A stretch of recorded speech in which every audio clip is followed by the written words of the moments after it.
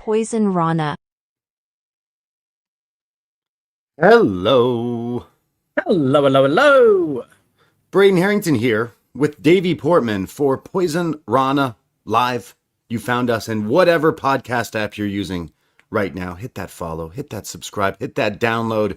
It's a rare Monday hangout with the BDE, which means, Davie? It means we're live on youtube.com/@PoisonRanaPod. Hello, YouTube room. How are we doing?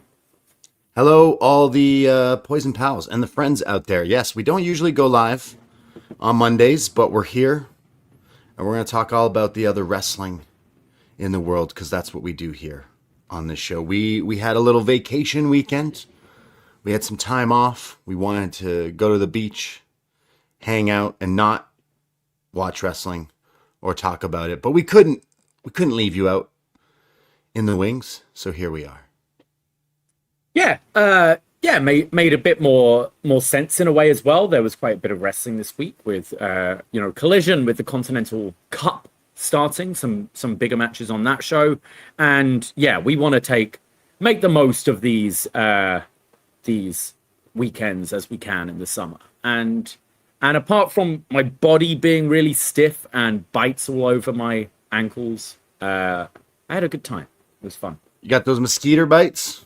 Yeah. All over. Yeah, they love the ankles. Anywhere there's like soft bone and delicious blood. Which sucks, because then you put on some trainers or something and everything's rubbing on them. So I've taken my antihistamine, I've lathered it up with insect bite cream, and it seems good right now. But this morning, it was rough. They love me too. We're just too sweet. They come after us. Yeah. They drink our blood. And then they just die eventually. Anyways, like what do they even do? You know, I'm a pro animal. You know, we celebrate Shark Week. I'll defend Steve Irwin as the best human to ever live. But like the one animal on this planet, okay, maybe two. I don't like wasps either. But like, what do mosquitoes actually do that we need them? Could we live if they were to what you wiped off the earth tomorrow? Would we be able to live okay? Well, apparently they're a vital food source for fish, birds, bats, and they act as flower pollinators. So I guess they have their part to do. I don't know. Seems a little suspicious. I mean, still fuck them, but like, yeah. Well, I wouldn't do that, but I don't like them. I don't like them. They're bad. They're annoying. So shout out whoever made bug spray, I guess. But sometimes that doesn't work either. But yes, shout out Big Tom. We went to Wasaga Beach. Anyone in Toronto, Ontario? That's the one place away from the city that's not Lake Ontario. So we had a great time. We did watch some wrestling this past week, so we knew we would still do a show. So here we are today. We will be doing a new Up Next tomorrow on the Post Wrestling Network right after NXT. We'll talk all about that, going into Heatwave in a few weeks, and a whole bunch more. But here today, we're going to talk about all the other wrestling going on in the world, and looking forward to some big wrestling that we're going to be watching in a few weeks, because I see someone in the chat right now, Chris Elliott, Cactus Chris, love you, buddy. We will be seeing you, and maybe some of you other listeners out there in jolly old London, England, in a few weeks. Davie and I will be crossing the pond, going to Wembley Stadium for All In. Plus, I think we're going to be hitting up the Rev Pro show and hitting friends up like Bushby, and I think Pollock's going to be joining us, our man Neil. It's going to be a fun time with some of the post-wrestling crew. So if you are making your way and you want to, say hi, have a pint or whatnot, please feel free to reach out. We're probably going to pick some sort of bar to hang out or something before the show. It seems the plan is the Green Man Pub. It's about a 15-minute walk from Wembley Stadium, but it's a gorgeous, like, big pub with a huge like beer garden in the back. So plenty of space. So if you are available, just allow enough time to come on over. We'll be hanging out there before the show, and they've got some lovely beers on tap, and hopefully it'll be a beautiful day there in Wembley. Yeah, really looking forward to it. I know we went across for 2023, and we were pretty excited about that, and got to meet all these listeners who are new and old and whatnot. So, would love to do the same thing. So please, DMs are always opened. If you listen the next few weeks, we'll probably remind you, hey, we're coming over, and we'd like to hang out and have a few cold pops before the show on Sunday afternoon. Very looking forward to this one. We've been planning and plotting our bars and what we're going to do. We're going to have one night in Liverpool, one night in Dublin. We're going to have a good time going over there for All In weekend in just a few weeks now. Only like what, 2-3 weeks It's coming up. It's well, yeah. Like I'll be leaving in 11 days from now Wow. to head over there. I think you're just what, like 2 weeks from now you'll be heading, and then 20 days until All In. Yeah, very excited about that. We're going to get into some Grand Slam Mexico and looking ahead to the big show. And Rev Pro, I'm excited. I've been looking at their social medias. I can't say I am familiar with too many of the people in some of the announced matches, I should say. But I know that I'm sure it'll be a treat. I'm looking at what Leon Slater is on the show that weekend. Oh, yeah. And I feel like it's gone quiet on the Western Front with Leon Slater and WWE. Yeah, it's interesting. Like it's like the WWE TNA relationship. It kind of feels it's been since that awful AMC opening that they've like quietly distanced themselves. But they don't pretend the company doesn't exist. You know, you still have Cruz Montana talking about TNA quite openly in his like promo with Grayson Waller and stuff like that. But it does, we haven't been having the talent come over as frequently for a while. And yeah, so that's interesting. So, and the fact that he is on this show where we all thought that he might be pulled from it is a great thing. Is Liam Slater his brother? I guess so. He's facing his brother in the. Hey, you're British. I don't know these things. You should be. Rev, I know you haven't caught up on Rev Pro in a while either. I mean, looking, they're both from Bradford, so I would assume they're related somehow. But Liam Slater versus Leon Slater. We're going to get ZSJ versus Jay Joshua. I think Jay Joshua is someone to look out for. He impressed when I went to the Wolverhampton show last year. FTR versus the Young Guns, who will probably steal the show. Ethan Allen and Luke Jacobs are both fantastic. Alexis Falcon versus Kanji for the British Women's title. Leighton Buzzard, which is a fantastic name, versus Nino Bryant for the Cruiserweight Championship. And then the main event, Michael Oku versus Connor Mills. And Oku always impresses in these matches. And I've heard a lot about Connor Mills. He seems to be someone who's getting popular over there. So that should be a great show. Should be a lot of fun. And it will be cool for us both to see some talents we're not really aware of. Absolutely. I remember specifically COVID era, we would watch a whole lot more of like even indie wrestling, older wrestling. So I know Rev Pro was something we were watching a bit more of just because, we all weren't outside and we were watching older stuff and obviously Ospreay and all that stuff. So it is cool to see like the next generation, and them doing this in an arena is crazy huge for, what is an indie company, I would say. So good for them. Yeah. I do imagine we get some other like maybe AEW names. I see Bandito has been doing some other shows with them across the pond leading up to this show, so maybe he gets added as well. But there's half of the names I don't recognize, but I'm all for that. I want to be impressed by people and new things and new faces. So yeah, I always say support your local indie no matter where you are. But a day before All In, I'm going to be supporting the British Rev Pro Wrestling. And Chris Elliott letting us know that Ethan Allen is injured. That's unfortunate. He's very good. And so there'll be some rejigging with that tag match. Strange though, FTR being announced for this show, and as of today, no involvement with AEW so far. I know they said they were taking that little break, but do you expect to see them at Wembley at all?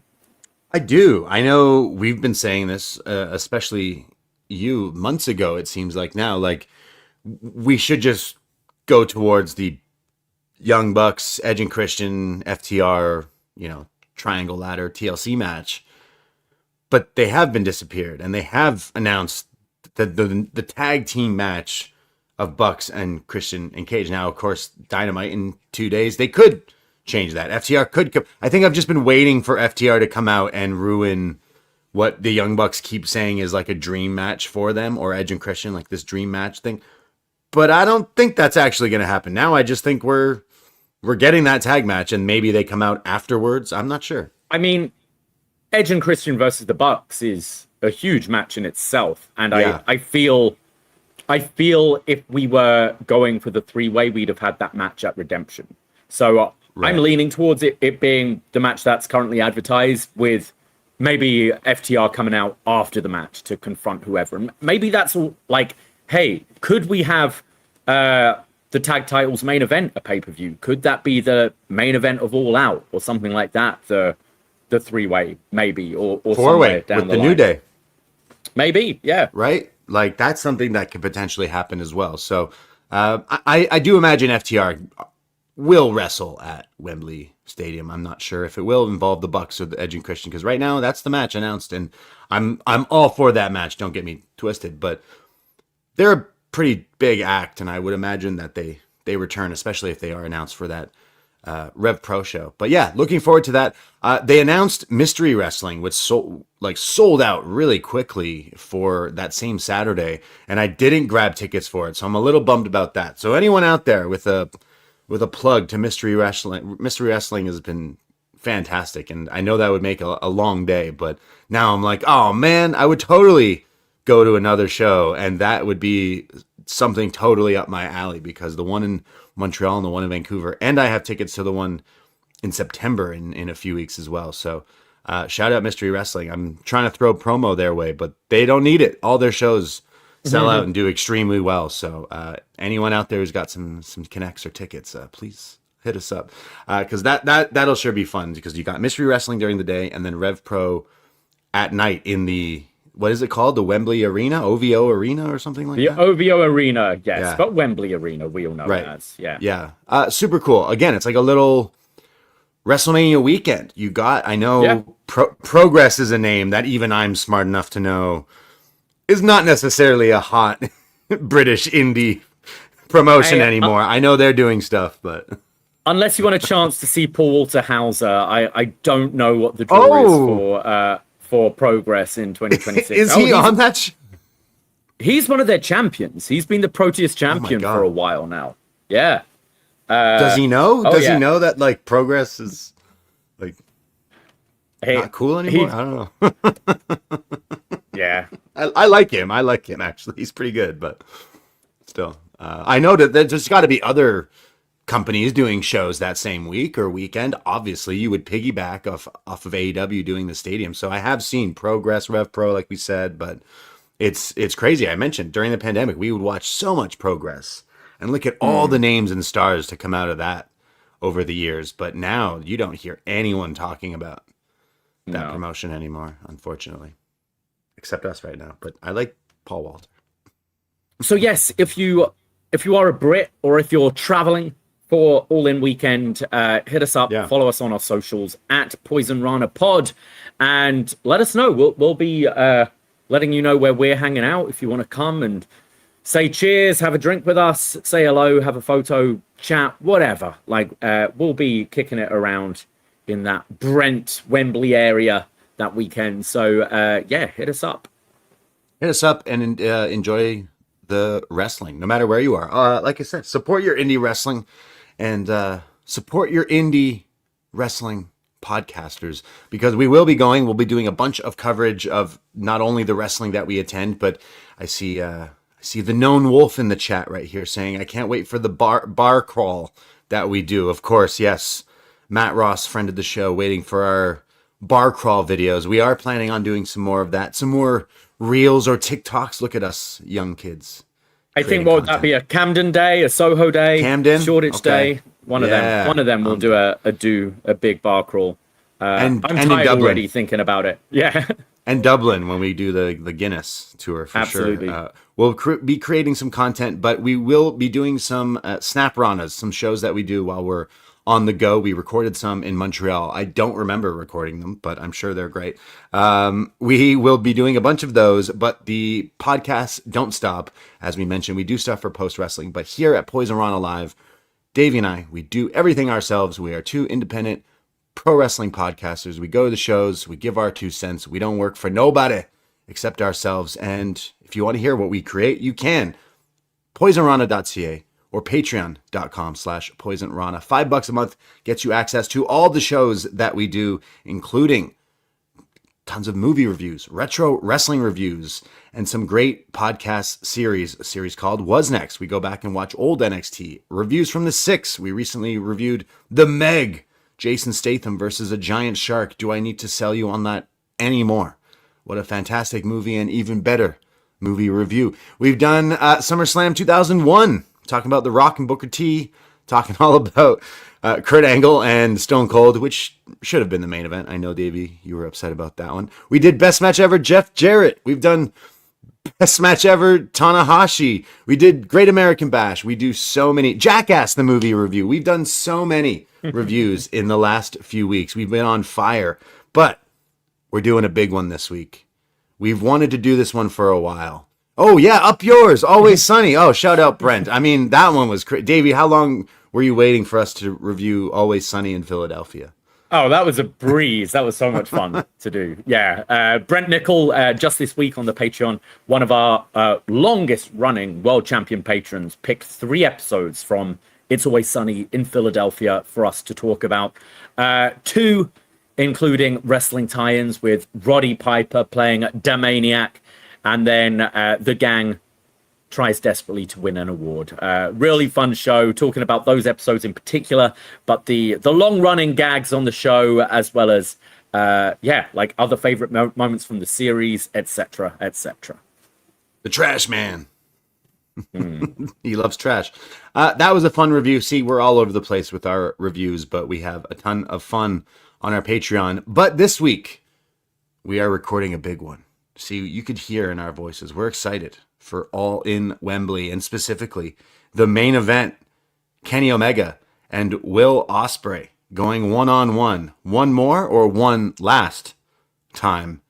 And we thought, why not get even more hyped for this big match, as we are going to be doing a best match ever. Kenny Omega, Will Ospreay, a big podcast covering the entire history of these two wrestlers fighting each other.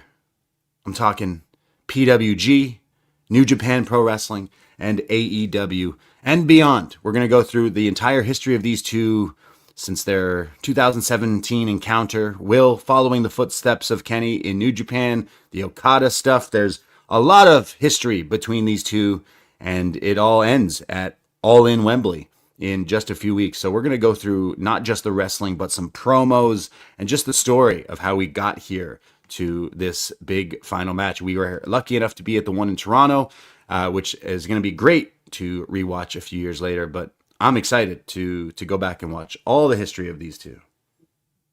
Absolutely, yeah. It won't just be the matches. We will be. I know there was that press conference. I think even trying to find some tweets that went back and forth a while ago, like when things were spiky around the New Japan time. So yeah, we'll try and delve into the history of Kenny versus Will, including some of the 6-man tags they had before Will was even signed by AEW. Mm-hmm. They had a few with Aussie Open and the Elite and stuff. So we'll be going through all that. We'll be recording it this week. I'm going to aim to drop feedback today, letting you know what we'll be talking about. But yeah, a great companion piece on the road to Wembley Stadium.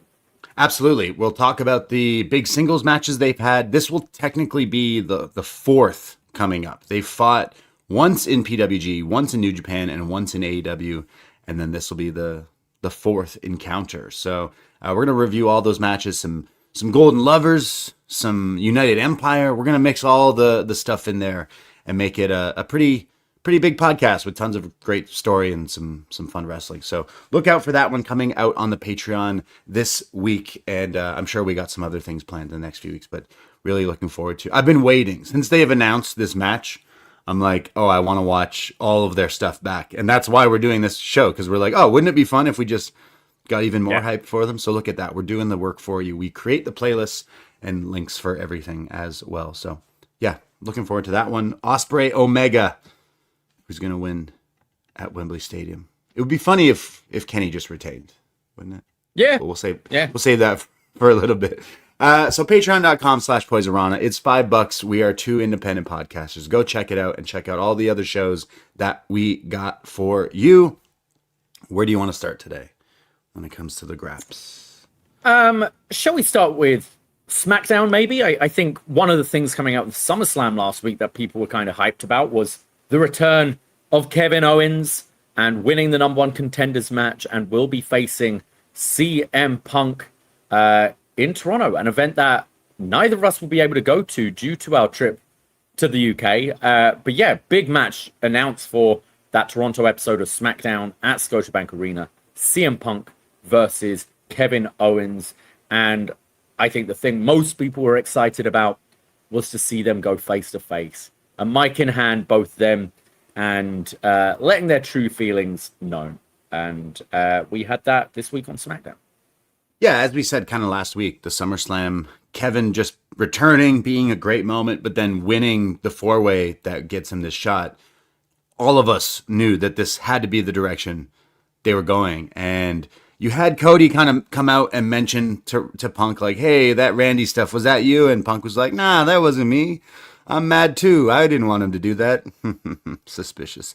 Then Kevin confronts him, and we have this epic face-to-face. I mean, two of the best talkers in WWE, maybe of all time. Like, they are up there, at least on a top 10 list. Punk might be up there with top 1, top 2, top 3, if depending who you ask. But Kevin is no slouch either. He's got to be one of the best talkers, at least in this more modern era in WWE. And to have them be face-to-face, sparring with the microphone, I thought it was a first step in the right direction. And if we can continue the momentum of what we got with Kevin and Punk here, it could be really good. I loved, Kevin specifically kind of calling him Phil, and they're making it seem like this big real issue between them, which I'm sure cannot be the case in real life. But of course, you lean into that for TV, and it's going to create something way more exciting than just, what we usually get.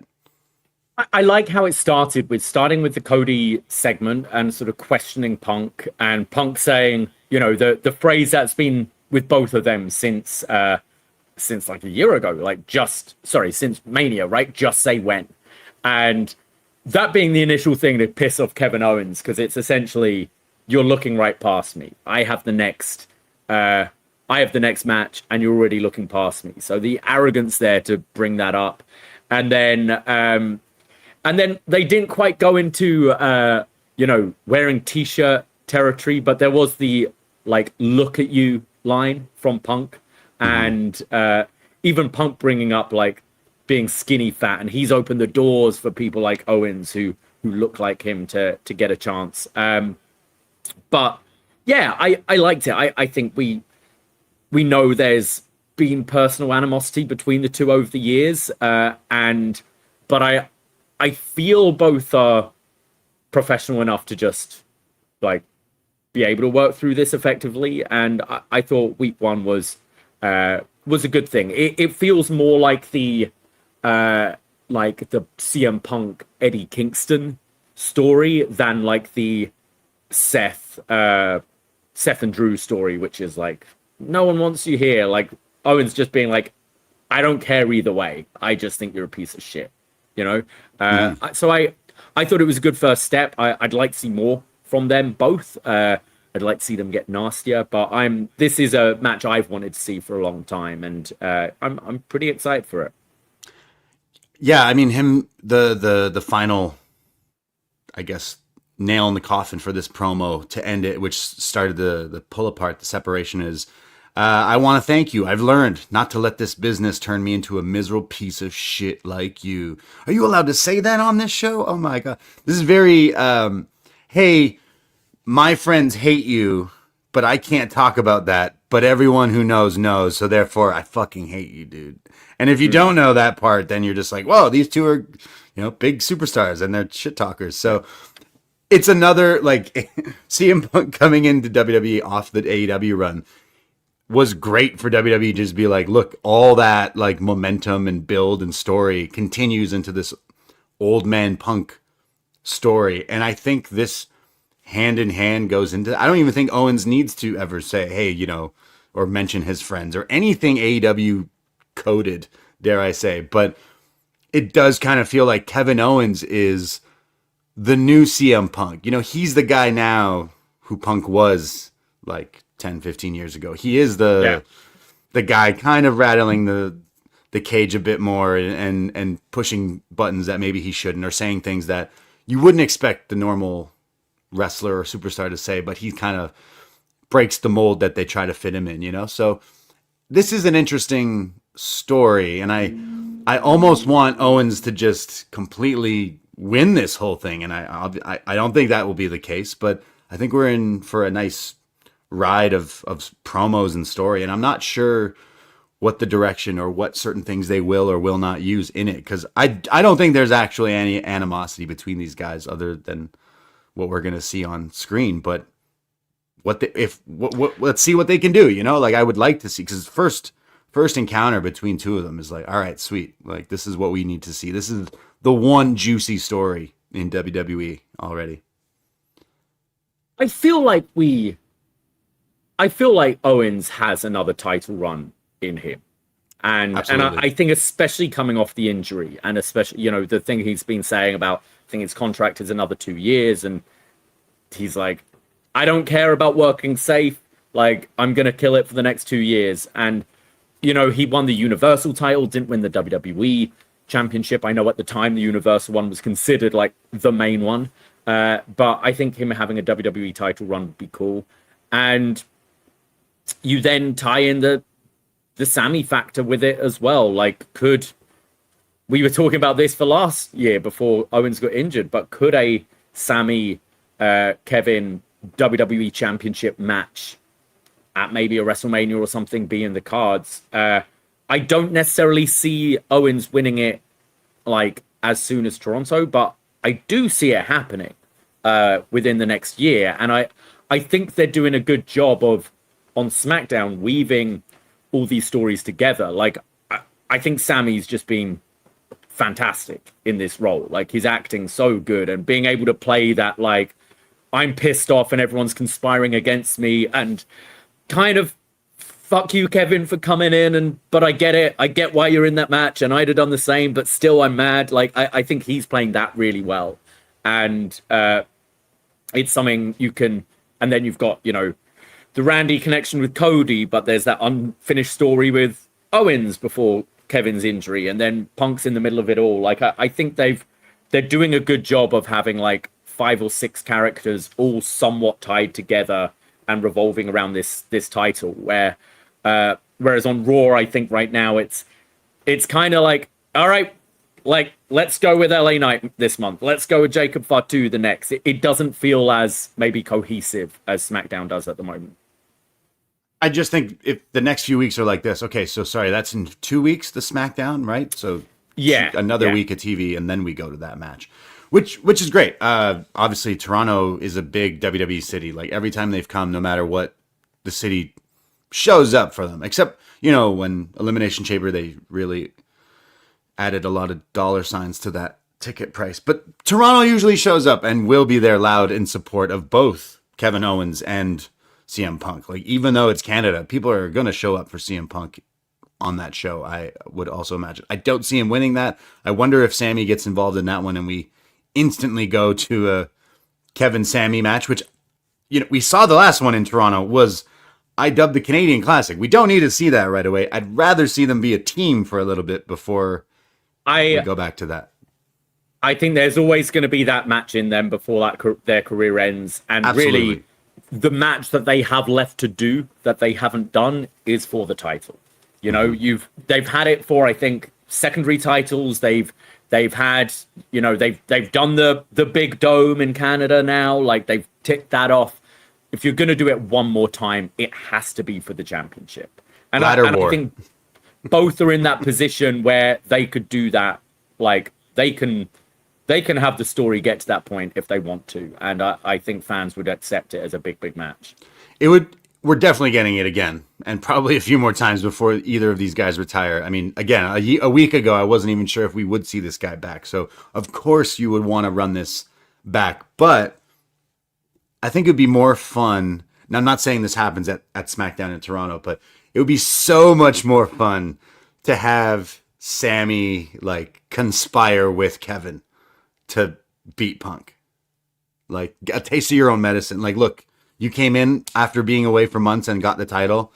I'm going to fuck around with you too. So I'm not saying the title change is happening. I actually don't think it would, but that would be way more juicy of a story if the two guys who are friends and then they hate each other, then they're friends and they hate each other, go back to being friends. They can go back to fighting again, but I kind of want to see them. And then what? Okay, I don't even, is this a dumb question? But to come off of that one, I guess it was great seeing Kenny Dykstra and Davie holding back CM Punk and Kevin Owens from fighting. But we then see Sammy is bitching about this whole situation to Johnny Gargano. And he's shit-talking Punk, and then Punk walks in and overhears him. And I'm just wondering, like, because Punk says to Gargano, like, you still doing this thing? Why are you doing this? Like, don't you know who you are? Kind of thing. So I want, like, is this just a dumb question? What are we? Is this going to lead to anything with Gargano? Is he going to have a moment where he's been doing this for 6 months now? It's way too long. Like, and we've had this scene. We've had this scene twice now with Punk being like, "Yo, what the fuck you doing?" I got deja vu. I'm like, we did this, right? We already did this already. But okay. Yeah. Yeah. I don't know. I don't know if that guy's planking until his contract runs out or what. But it is something you could do. I mean, they're already kind of tapping back into that conspiracy theorist character that Sammy had a few years ago. It's an evolved version of that. It's, I'd say, less comedic now. I mean, there's funny moments, but he's being considered as more of a serious character now, whilst he's whinging about all these conspiracies. I do see there are reports of people being like really happy with Nick Aldis and his performance at SummerSlam and maybe a match next year. I'm wondering whether you do, not necessarily for a Mania program, but could you do Aldis eliminate Sammy from the Rumble and do like an Elimination Chamber match there to kind of wrap that story up before moving into WrestleMania? Maybe I see if Aldis is having another match, like Sammy seems the prime candidate for that right now. But whether you get Gargano to snap out of this and kind of be Sammy's number 2, I don't know. Yeah, I kind of want, like, an end game scenario would be a Kevin and Sammy WWE title match, like you said, at a WrestleMania. Yeah. Like, why not, right? Like, they have fought at a Mania, but not like, not like in these circumstances. And the evolution of both of their characters, they still are really popular. And but once you have your CM Punks and your Codys and Romans, then they're never going to be like that spot. But that's what people as fans watch and like, yeah, we want to see them be champions. So like, I think there is an interesting story that we can go to. I see someone in the chat bring up, well, this is all just to keep us busy until we go to Obafemi, which is like, well, I imagine WrestleMania is Oba versus Roman. So they're going to have a hard time trying to keep Oba busy till then to not win the title, which is going to be, it's already, as a fan, you watched Raw last week and you're like, why wouldn't Oba just come out and be like, Roman, let's go, like storyline wise.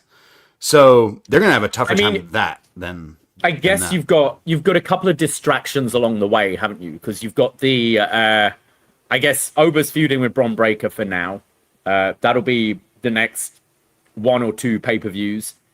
Then Survivor Series, you don't need the chat. I assume we're having Bloodline War Games stuff again in War Games. And then you're kind of like, Rumble's in February though. You've still got a couple of months to kill between.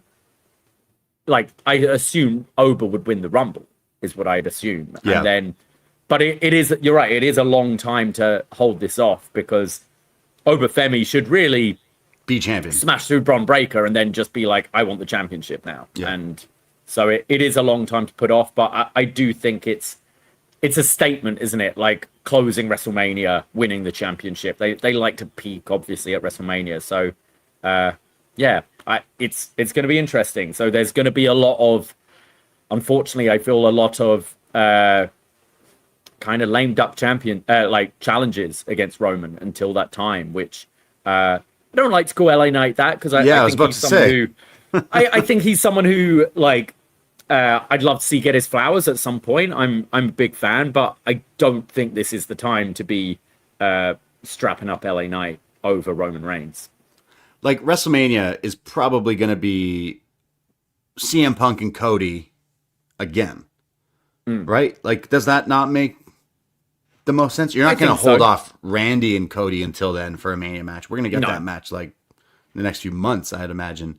Whereas you could easily do Cody versus Punk as one of the main events of one night, Oba versus Roman, one of the main events of one night, and Sammy and Kevin in just a singles match is probably what will happen. But I feel Sammy Kevin needs the title when you're going to it again. And then not necessarily not necessarily WrestleMania, but like, yeah. I wonder though, with Roman, does he need to hold this belt right the way through to WrestleMania? No, he doesn't. Could he drop it and come back to it? Like this belt doesn't even matter, really. This is the fake belt.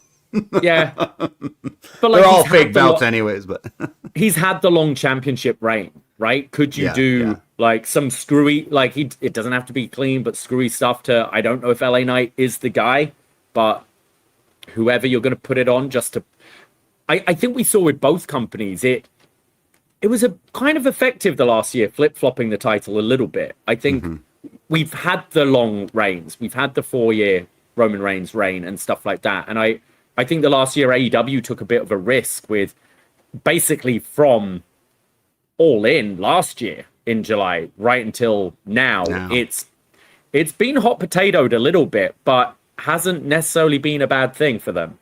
Yeah, no, I completely agree. Maybe fans were fatigued over well, he's not losing it at this show. Why do I even need to watch this? Why do I need to go to this show? Why do I care? But when it's more, well, anything could happen kind of thing, maybe that adds something to it. I'm not sure. I like Kevin Owens and Punk. That's definitely something. I'd say the one thing where I'm like, okay, like Punk's track record this year, okay, maybe not the Cody match, but he's been pretty good. The WrestleMania main event was solid. Like the promo stuff has been good. Like I really want them to lean into that, but I don't know if he's going to stay champion. I'd rather Punk stay champion all the way till Mania, but I don't know. Honestly, I said I'd want Owens to win, but I just don't think that's realistic at this time. But eventually, it could be good. Chris Elliott suggesting you could do a Money in the Bank cash in and still have time to get it back on Roman before he faces Oba. True. If you were to do that, who would your candidate be for like a cash in on? Yeah. Well, it can't be any of the characters we've been kind of teasing with the SmackDown side. You mentioned LA Knight, but like he's already feuding with Roman. But I honestly think like again, Sammy might be the best option for Money in the Bank this year. Not necessarily to cash in on Roman, but I just think him as that. Like if you are going to War Games and the Bloodline feel the need to draft in Sami Zayn once again, but then having that like factor of Sammy's got the briefcase in a War Games match on the same team as Roman, the champion, could be something fun to play with. And then you have, could you have like Owens down the line beating Punk like in a rematch or whatever, and then Sammy cashing in on Owens? Exactly. I think Sammy's probably the most interesting character right now, unless you want to do it as like an elevation kind of thing, which I'd say maybe Trick. Yeah. I can see a white furry briefcase being a thing. They'd be my candidates right now, but I don't necessarily see either of those guys cashing in on Roman. I see What it would- more being the Punk belt. What would Sami Zayn's briefcase look like in this current iteration? It's the what do you call the Syrian scarf, right? The kafir, is it, or something like that? Okay. Maybe like that. Right. I don't know. Like, because I'm just trying to. What even is you saying his character is like conspiracy theory? Really, his character is the guy who keeps like getting fucked over. So like, I don't know how you convey that. Yeah. He's not really a merch mover guy. He's not someone who's like buy the news. No. He has. Don't get me wrong, but it's not like he's not someone. If you were to line up 100 people, some of them wrestlers, I don't think any one of those 100 people would pick Sami Zayn as like, oh, he's the pro wrestler in this group. So like, he doesn't necessarily stand out as like, someone like a Trick was easily, oh, the briefcase would be Tiffany's. Oh, it's pink. What would Sammy's be? I mean, you don't have a beard to gimmick it up, but yeah. Yeah. Kevin Owens, it'd be duct tape, right? I guess so, yeah. Yeah. I guess Chris the Elliott's scarf. suggesting Penta, but maybe Penta's the challenger at the Mexico City. Yeah, he's already War. winning it. That He's winning Roman it. Reigns will be challenging Roman. No, Mr. Chameleon's gonna win it. Chameleon Man. Sorry, Mr. Iguana. Iguana? That's a different guy. Right. Yeah, sorry. Mr. Iguana is gonna win the whole thing and beat Roman Reigns in Mexico City. I think that's how it's going down. But Nice. yeah. Sami Zayn as Money in the Bank winner is way more interesting than Trick. No disrespect to Trick, because I think he's actually stepped it up. The last little while, I don't know. You had Baron Corbin. Oh, here we go again. You had Baron Corbin beat him. Now I don't care about Trick. He lost to a Buster. He lost to a Jabron. Why do I give a fuck about who he is now? Terrible booking. I feel even the crowd, and like I think the bar for a lot of WWE fans is fairly low when it comes to the actual in-ring. But he's had a few stinkers that have not been fun to watch, that have not been interesting, and I don't think his popularity is where it used to be. I wonder if the Corbin thing is just a bit of a transition to get it back on a mellow, and we can do the mellow Trick thing perhaps. Yeah. I'm not sure. Maybe. But it is head scratching for sure. Another head scratching thing. Nakamura says, I don't know what the translation was. I know they had subtitles, but he basically, I'm paraphrasing, yeah, I've been shit for the past little while, but this time's for real. I'm becoming a warrior yet again, but this time I'm not surfing. I mean, I'm not wrestling alone. I got friends. So who are his friends? Who are Nakamura's friends? Friends plural, was it? I don't know. It made it sound like warriors. He said I'm not alone. I imagine it's one person, but like, is it Naraku? Okay, Naraku and Takahashi coming up. Maybe. I don't know. Nakamura's told me this a few times that he's not going to be shit anymore, and he's gonna done this promo like 6 times. Yeah, bring the Bushido and all that, and then he goes, and sometimes he changes his music and his look a little bit, and then it's like, and then the bell rings. Yeah. Oh, he's had like 3 themes in WWE. Fuck. Man, like, love this guy, but like not in like the last 10 years, because like really, I feel like he's done this so many times. Oh, I'm the new version of me. This one is I'm not alone now. I have warriors. But come on. Really? So who is your... I'm just going to say it's Naraku because we've already had him, but...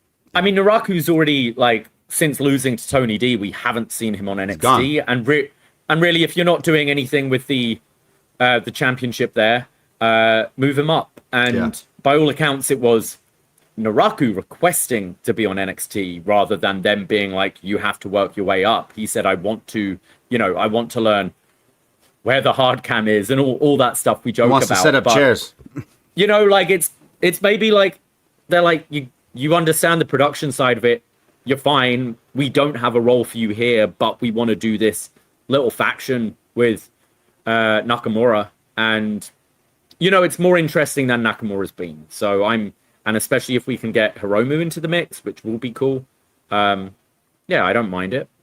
I would love to see Hiromu Takahashi. I just feel like that is someone who jumps off the screen, and WWE fans, we love the bright lights and the playful things to look at, like a moth to a flame. And if fans go crazy for whatever Buzz Lightyear looking jacket that Seth Rollins wore last week, then wait till you see Hiromu's fits. They're going to be eating that. Then WWE Shop's going to sell them.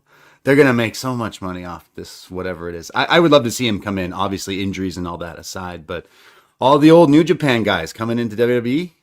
Look at that. Who we got the Bloodline. Well, some of them are still here, right? We got the Bloodline on TV. Yeah. We could have a whole New Japan roster. What's Naito doing? Oh, wait. I think he just won a belt yesterday. Did he beat Shane Haste? Yeah. GHC champion? Right. Yeah. Naito and his duct tape knees somehow is Noah champion, right? Is that right? Yeah. Put him in the stable with... I mean, he looks like old man Noah in the Ark these days, doesn't he? He's just falling apart. Yeah, this Nakamura thing, I'm like, all right. It feels like a rinse repeat with this guy at this point.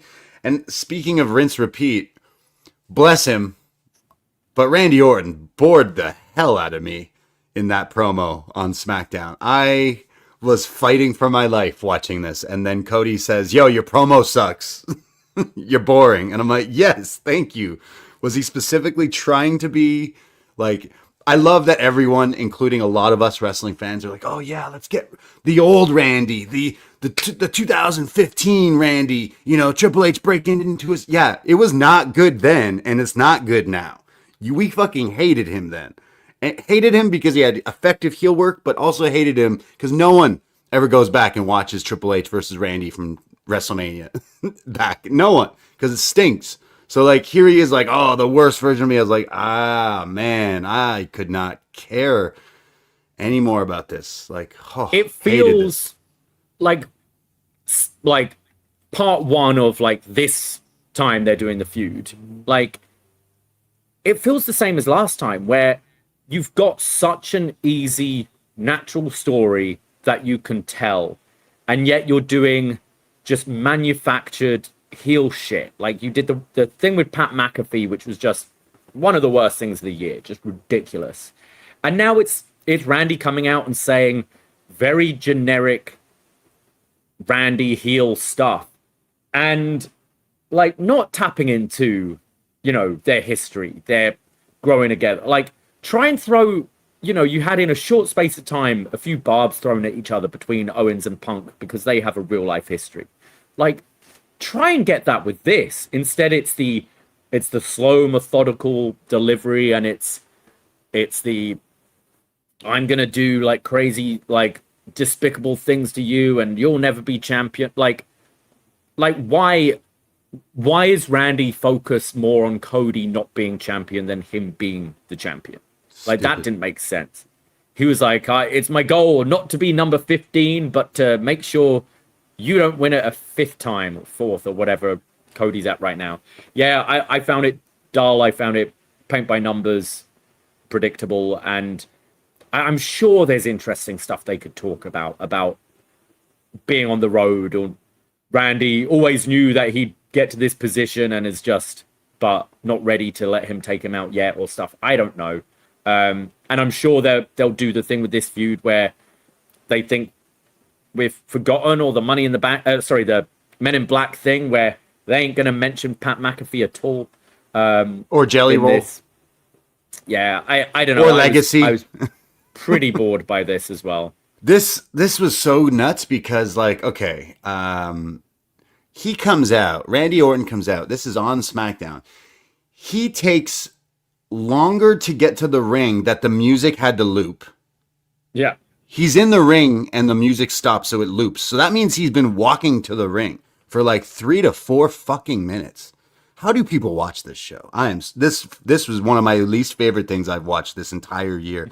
There's probably so much that is way worse, but watching Randy Orton come out, take 4 minutes to get to the ring, and then cut the most absolute boring dog shit, you said, paint by numbers promo I'm like, who is this for? Just nostalgia act instantly. Now I'm sure they could turn this around next week, bring out Ted Jr., whatever it is you got to do, legacy this, legacy that.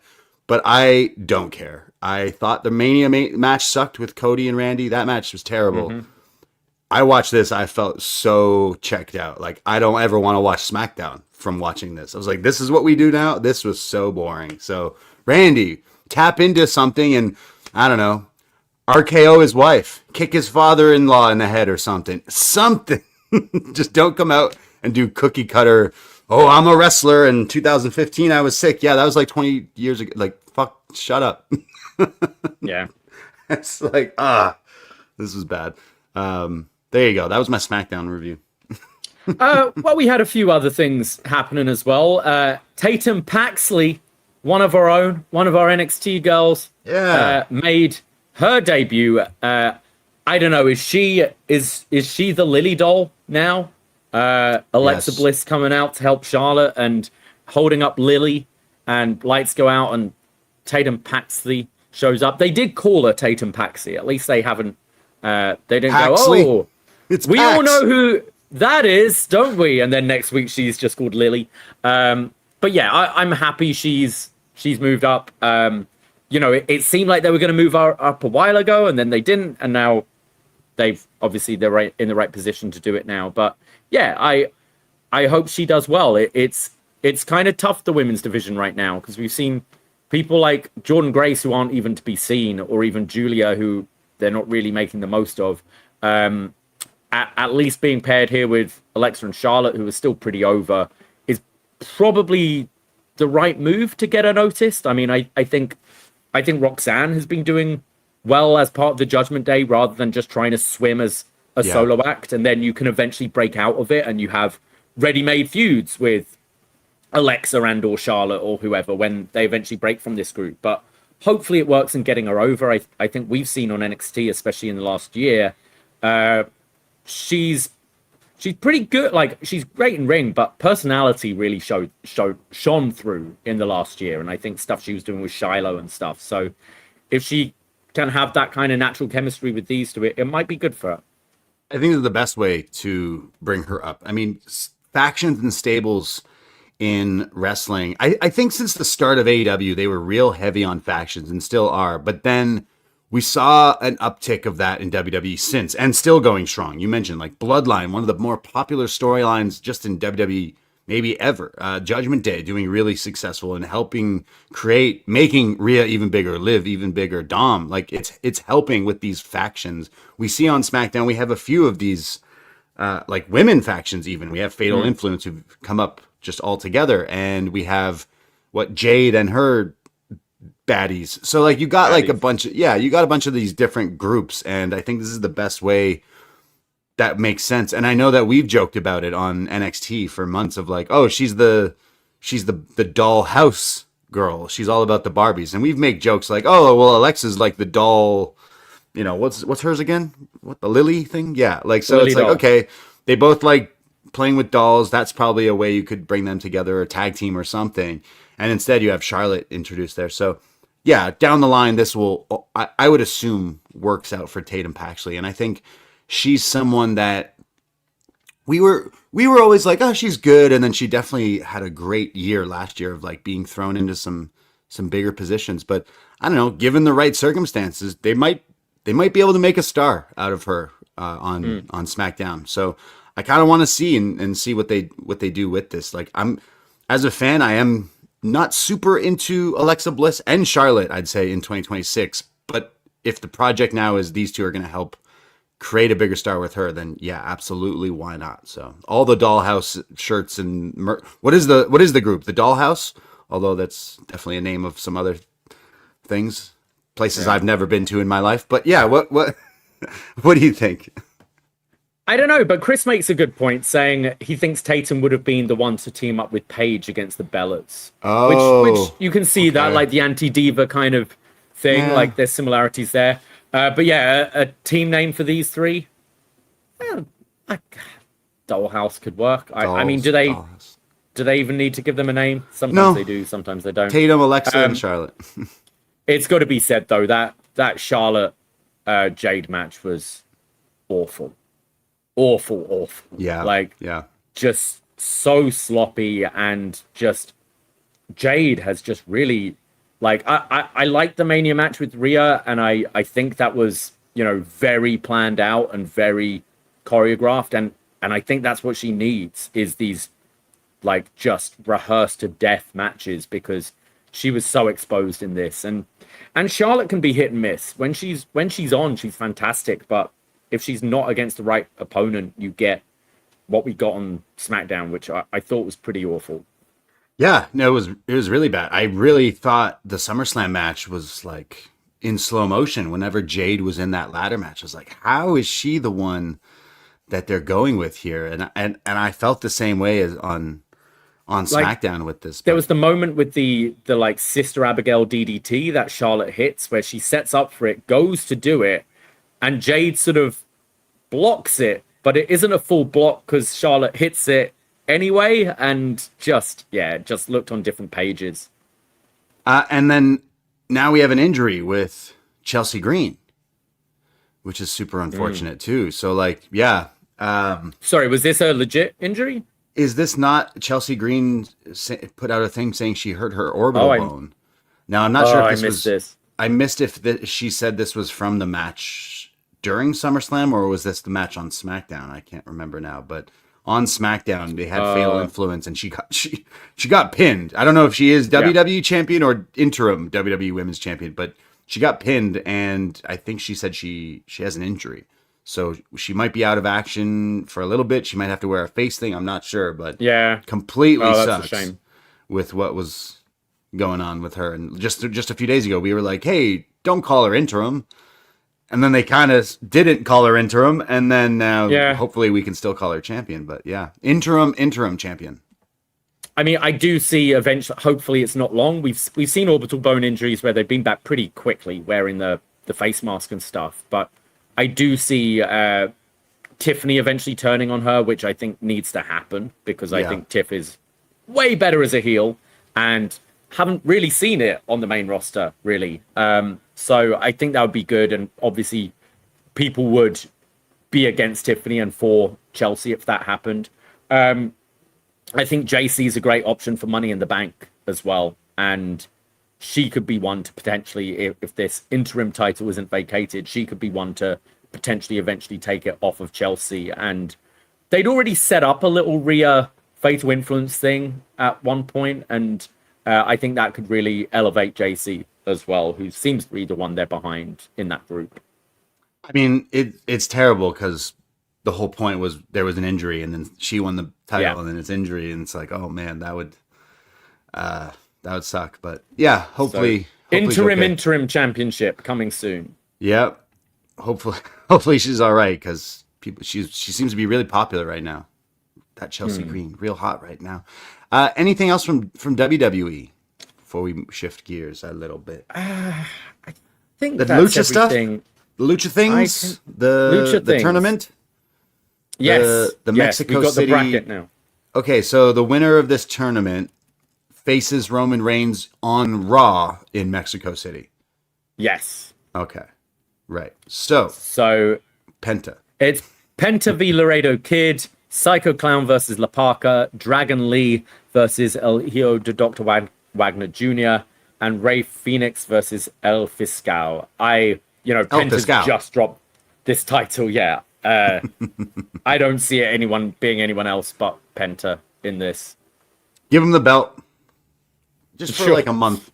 Just rematch it at a pay-per-view, and then Roman beats him. But that's a weird stylistic match, though. That I am actually kind of intrigued how a Penta Roman Reigns match would look. Like, can you imagine all those years ago when we're watching, well, either Lucha Underground or AEW?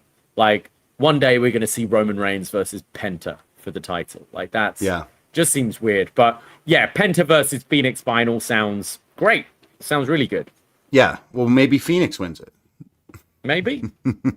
I think Penta's a star you could easily put into big matches in positions like this. And if it's in Mexico City, like, you forget this guy I mean, he still is a big star in Mexico. Like, I think that's a pretty big deal to have a match with Roman. But do you think Roman still is mixed in with this AAA stuff? Like, do you see him wrestle on that All Out weekend show in Chicago? Maybe not All Out. I think. I mean, he's not wrestling on All Out, but no. Sorry, that weekend. So Worlds Collide, right? Yeah. I do see, like, I see Punk definitely being involved on that. But yeah, I think it was Ibu I saw make a point, or I can't remember, someone online made a point that, are we going to start, and this is tinfoil hat, seeing some of these bigger stars working AAA to see how they work under The Undertaker? Because, Triple H's right-hand man just got fired this week, and if they are ever considering, moving stuff around in creative, would that role maybe be positioned for The Undertaker, who's been doing good stuff in AAA? Or his wife. Or his wife, yeah. And maybe it's a way to see okay, let's see how a CM Punk works under Undertaker's creative, or Roman Reigns works under Undertaker's creative. Not obviously for a big prolonged thing, but to do a big AAA show and get these names on. I thought it was quite an interesting theory, actually. But obviously on top of that, it's building up these shows to be a big deal, which, I mean, I think that weekend, Worlds Collide looks to be selling really well. Now Arena, I'm pretty sure they can fill that as well. I think both will be pretty big shows that weekend. But if they are going to announce like a CM Punk or even a Roman Reigns on that show, they'll want to get the word out relatively soon, I would have thought. I do imagine they'll add some sort of big star to that show, considering, right? Like, they probably do want to. Even if you do a sort of, Survivor Series style match, like we've seen at Worlds Collide before. We had we had the 4-on-4, didn't we? Imperium versus Undisputed Era. Could you see them doing something like that, where it's Team Punk versus Team Triple R or something like that on that show? So you can have Punk as the big star, and then a couple of other mid carders from Raw or SmackDown against AAA. I like the one match this year that everyone's still buzzing about, the Grande v Grande match, the AAA match, and since then, do more people watch AAA? Has it become a thing that's do people know who some of these stars are? Are people watching this show every week, or is this to some people oh, you're promoting, this is your NXT going up against something but then if it does better than All Out that weekend, then you can say, well, even the B show, the C show league did better than our competition, if you will. So I don't know. It's weird because I don't check it out every week to week. I watch way too much wrestling as it is. But when people say, oh, hey, there's a big match this week, or this was good, or what, of course, I'll go Grande be Grande. Of course, I'm going to go watch that match. They hyped it up so well, so good. But since then, I will admit, I haven't necessarily watched the week to week programming. And me and you watch NXT every week. And now they're saying oh, look, Carmen Petrovic and one half of OTM are showing up. It's doesn't make me want to go run to watch the YouTube show of AAA every Saturday. So well, it's I'm not the best used judge, as but a developmental / excursion. Exactly. They That's did how this with Evolve, didn't they, and things like that back in the day. And I mean, I think I always use the term Trojan horse. I mean, I know the Odyssey's just come out, but it's sometimes you do throw on CM Punk on this on this Worlds Collide show, let's say, and people watch it, and then they might go, that Laredo Kid guy on the undercard was really good, or whatever. It's a way of bringing eyes to it, and then maybe some other characters you start to gravitate towards, and maybe their YouTube numbers have gone up since that El Grande Americano match. I did just see a little bit of the Dominic sit-down interview, because he'll be facing El Grande, defending the title against El Grande Americano soon, and he requested that it's it's El Grande Americano's girlfriend, the announcer, to be the one to conduct the interview. So getting under his skin that way. So I that's something I'll probably check out. I wonder if we'll get any of that promoted on Raw, like we had the Mask v Mask match a while ago. Because I'd say that Dom versus El Grande is something that you could get eyes on, and it's something I'd want to check out for sure. It definitely seems like it's another version of NXT. But then we have already established characters and wrestlers that we mix into the group. Because, like, you have audiences who know who Psycho Clown is and Laredo Kid and Ray Phoenix and some of these people. So, like, but then this week I'm seeing videos of Shawn Michaels. They're filming some of these stars that even haven't really made it on NXT TV are doing, like, they're being drafted to AAA now. And it's like, well, well, I saw Orlando Holyfield's son is going to AAA, right? So it's like, okay, so you're drafting, like, all these people to the other developmental show. So, like, you know, like, is that showing you that they're treating this like you get sent there almost like you are going on an excursion? You know, like, I mean, how it is in wrestling. I would hope it allows us to get a bit more variation of styles in WWE as well. That you're sending these guys. I mean, that's the thing. What the excursions did. It's like the reason Naito and Los Ingobernables, and he picked up a kind of bit of a Mexican influence in his style was because of his excursion, and you've seen that with lots of people. So yeah.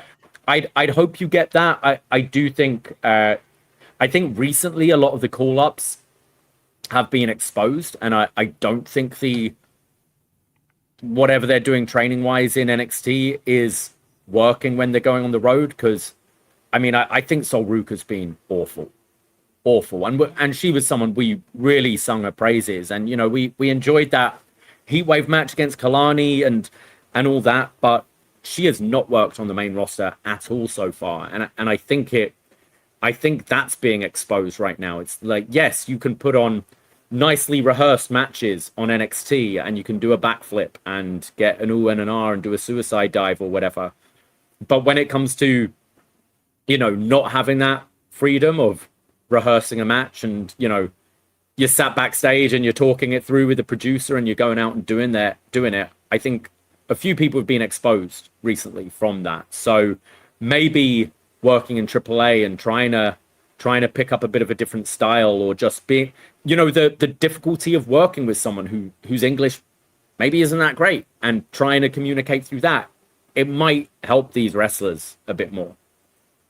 I want to see it, like, be another show that people get into, and it seemed that way. It seems that way with this year. Again, the popularity of that last big Grande v Grande, like you said, you want to see now you want to see him have the match with Dom, and we see the same characters on some of these shows on NXT or Raw, and it's completely different characters, or they seem like Dominic Mysterio looking just boo-boo face at SummerSlam. Boo-boo face, boo-boo Dom, yeah. Yeah, and then you're saying he's this like mega heel in AAA. It's like, okay, I guess you gotta watch it's like, you know, these Marvel movies, right? Like, sure, you watch SummerSlam or the big shows, WrestleMania or whatever, but if you watched everything else, there might be little things that you could pick up on stuff. But do you need to watch it? No, just like me and She-Hulk, I ain't ever gonna watch it, but I might watch AAA because I watch some of the stuff. I'm like, this seems cool, but I'm a wrestling fan. I want to watch, you know, WWE's version of AAA. Cool. If this has way more attention and eyes on it than AAA did before, then it's a plus. If we're making stars and people are, the fans are happy. Like, I think the one thing now, I'm not someone who lives in Mexico. I'm not Mexican, but is this something that is good for the culture? I watched some CMLL this morning. I had to go out of my way. It was not as easy to go watch it for free on YouTube like AAA was, but CMLL I watch, and I'm like, this is completely different than all the other stuff I'm watching, but it does feel like it's good for the culture. It does feel like people are there to support it. It feels that way when I watch this new AAA of WWE's. That's just me as an outsider. I feel like it's accepted. Like, we saw El Grande, people were bawling and crying and losing their minds over this German dude dressed as a Mexican. So, like, you know, who am I to say if it is connecting with the culture? And I think that's probably the most important. If WWE were to buy Noah tomorrow, they could try to do the same thing, where it's like, now we just have this quote unquote developmental, but it's in Japan and we have already established wrestlers and already established characters, but now we can, I don't know, have our thumb over it, you know? I think doing like, then you'd have your like different excursion programs. It's like, you're a guy I want to send to Noah. Like, you know, you look at Brooks Jensen, let's take, who you see his influence. He's like a young Eddie Kingston, you know, you look at his socials and he's just devouring All Japan, Noah, strong style. Naughty's ROH and stuff like that. And like, he's a guy you'd send over, you know, you'd get him to do the N1 or something like that. And then some of these other guys you want to send to AAA, some of these other guys you want to send to Evolve. And then when you do have a show like Worlds Collide, you can do something interesting with it. Like I've called for a World Cup style tournament for a long time, but think you could do that with your like NXT, Evolve, AAA, Noah, like whoever else, like a couple of main roster guys and things like that. And it could make this Worlds Collide show really feel like a, dare I say it, Forbidden Door, where you've got all these different companies coming together and could be quite interesting. Yeah, I feel like if this is a success, and maybe so far it is, then maybe they are planning on trying to even do more of a takeover. And I think maybe they're just pissed because they like to be the only boss in town where they, you know, rule everything. We control everything with the money, which has not been the case for the last few years with wrestling. Like Tony Khan changed wrestling probably for the better for a lot of these wrestlers who are like, well, I can't support my family or live well unless I'm in WWE product. And now that's not it at all. So there is more competition of like, well, if I go to WWE, will I be on AAA? If I go to WWE, will they put me on LFG, or will I, you know, go main event places if I go elsewhere? So yeah, it is interesting. And the AAA thing, like I keep saying I want to watch more, but how much can you watch in 1 week, right? Like I keep saying I want to watch Evolve and AAA, but then the G1. So today I'm like, okay, I'll try to watch one match from the G1. It's like, oh, like there's so much wrestling already, but hey, we love it. I'm complaining that there's too much. I'll never complain, I guess. I do find it funny how, I guess WWE are doing a lot more AAA and Lucha stuff recently, but it seems we go through these seasons, right? We'll have a season where the Continental Classic is going on at the same time as the John Cena Classic. You have War Games and Blood and Guts happening a week apart. You have like Grand Slam Mexico happening, and we're talking about this Mexico City Raw coming up in a couple of weeks. Like it just seems to be all these like doing it at the same time. Like, can we not do Mexico thing in one time, the same time as the tournament in the other? And, you know, War Games and Blood and Guts, opposite sides of the calendar and things like that. It's just, it is funny how they seem to line up. I mean, I don't know. What's one of my favorite words? Conspiracy? No, not the other one. Coincidence. I see the Evil Evan saying your idea for this World Cup of Wrestling under the WWE thumb could be called the Colonizer Cup. Yes, I was definitely thinking, I'm like, that sounds a bit evil if WWE's in charge of it. That's why I was like, yeah, well, let's, you know, what if there's other, because WWE owning everything is probably not for the best. As a fan, maybe, but it is cool. At least it seems, look, I'm not the biggest WWE defender, but as an outsider looking in, it looks like so far it's a plus for AAA. Is that not fair? Like, yeah, we weren't watching it or talking about it before. I mean, we were, because we would watch AAA. It was a nice little customs we had here, but it was a bit of a mess. It's a bit of a like, what's going on down there? So maybe it was a plus that WWE owns it. I know it sounds crazy that I'm saying that, but it is. I think. But anyways, let us know what happens with AAA. We'll see what happens that Heat Wave weekend with AAA doing MSG, WWE doing. No, sorry, that's next year, right? That's the Mania thing. Too many things they're announcing. We got AAA and NXT doing Heat Wave the same weekend as All Out, right? No, same weekend as All In, and then we're doing one in All Out. Heat Wave AAA is All In, and then All Out Worlds Collide at the same weekend. Right. So we're gonna hang out Monday morning at your place in London and watch some Heat Wave. I don't know, isn't it the one day Rob has to go out? So maybe a bit with breakfast and then see what we're gonna be so dead that week.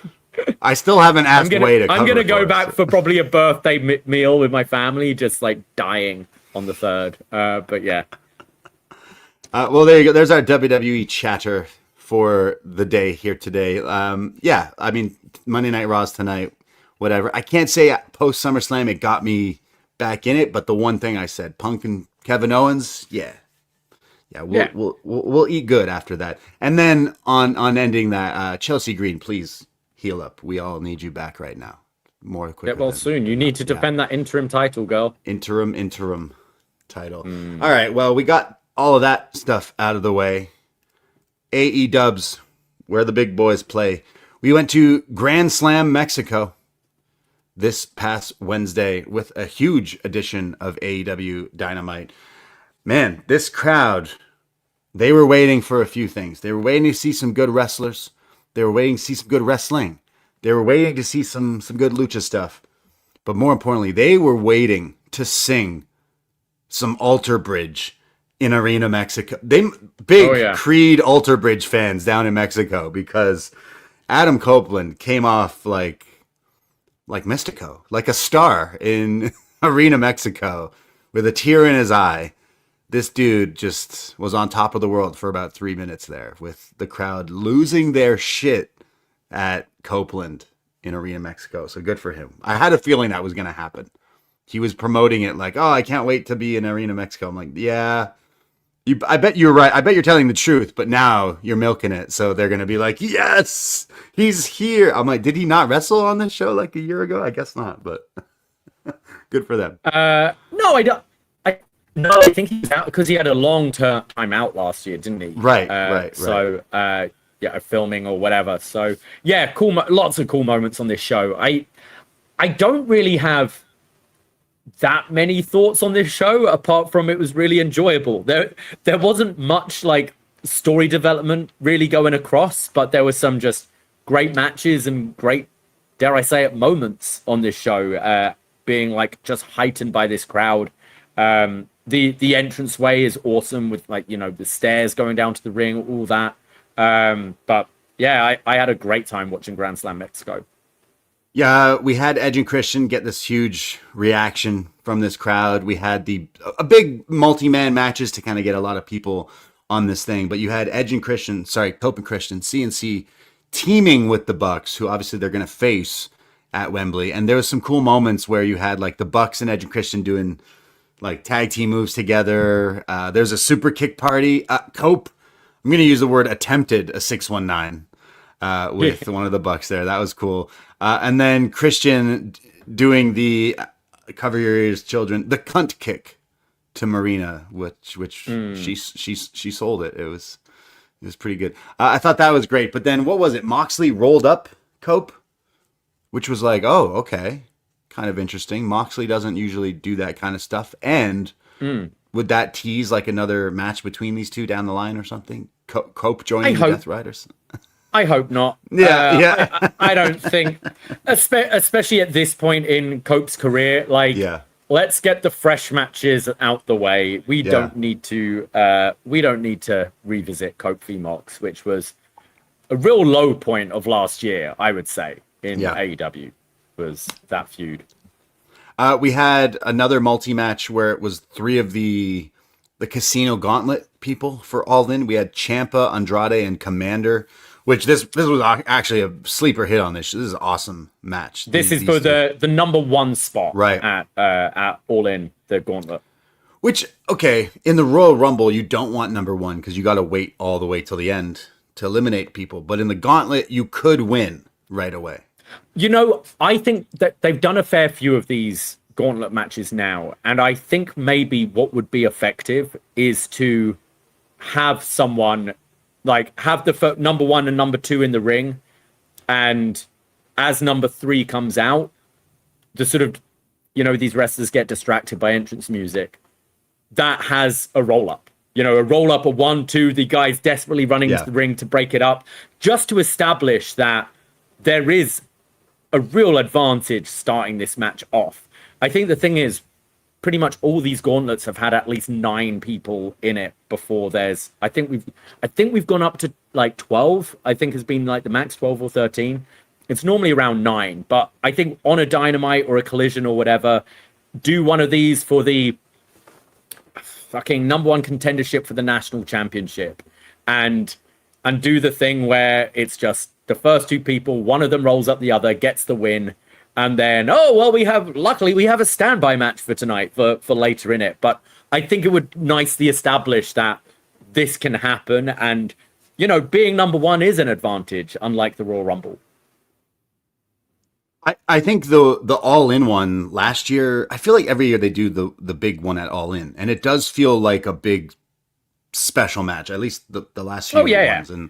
And this one already treating it like, look, we're doing matches on TV now that set up for this match. And I think it's become one of my favorite matches that they've done. And not all the time, because there's ones that they've done on TV that I'm like, all right, like this was fine. The women's one recently was a bit of a stinker, but yeah. Yeah, maybe that put a bad taste in my mouth. But I think back to the All-In ones, and they've been just great. So this year's, I think it's going to follow in that trend. You have Andrade, who won this match, that is now going to be number 1. But then this upcoming week, they've set up that MJF is in a match and he gets number 2.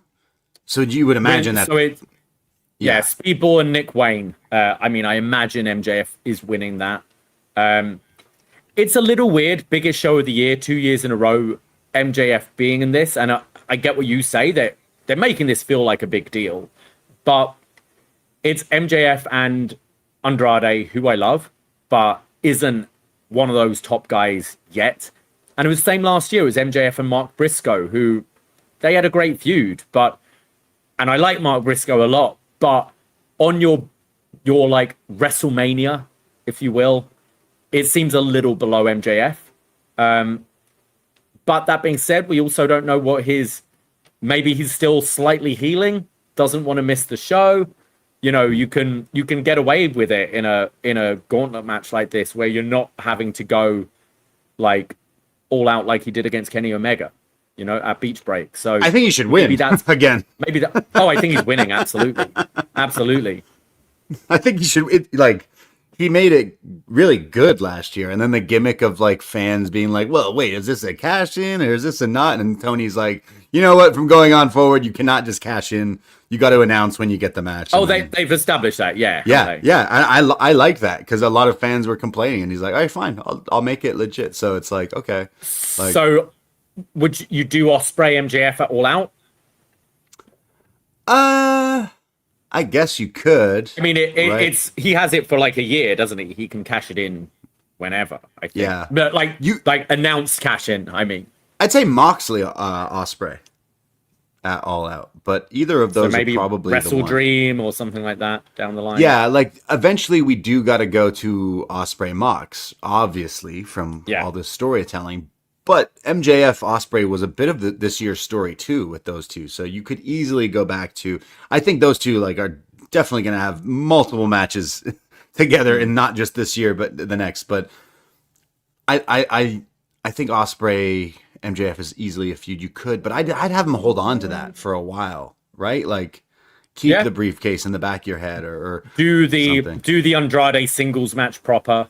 After this, you can continue that feud going a little bit, maybe. Like, what if MJF and Andrade both don't win this, and someone else does? Therefore, you can get to like another number 1 contenders match between the two. Like they take each other out of the match, essentially. Yeah. Like they're brawling around and. Yeah, or Mick Foley shows up in the match and throws out MJF. Therefore, he's pissed at him. I mean, it's not throwing over the top rope. It's no. I said Mick is throwing MJF over the.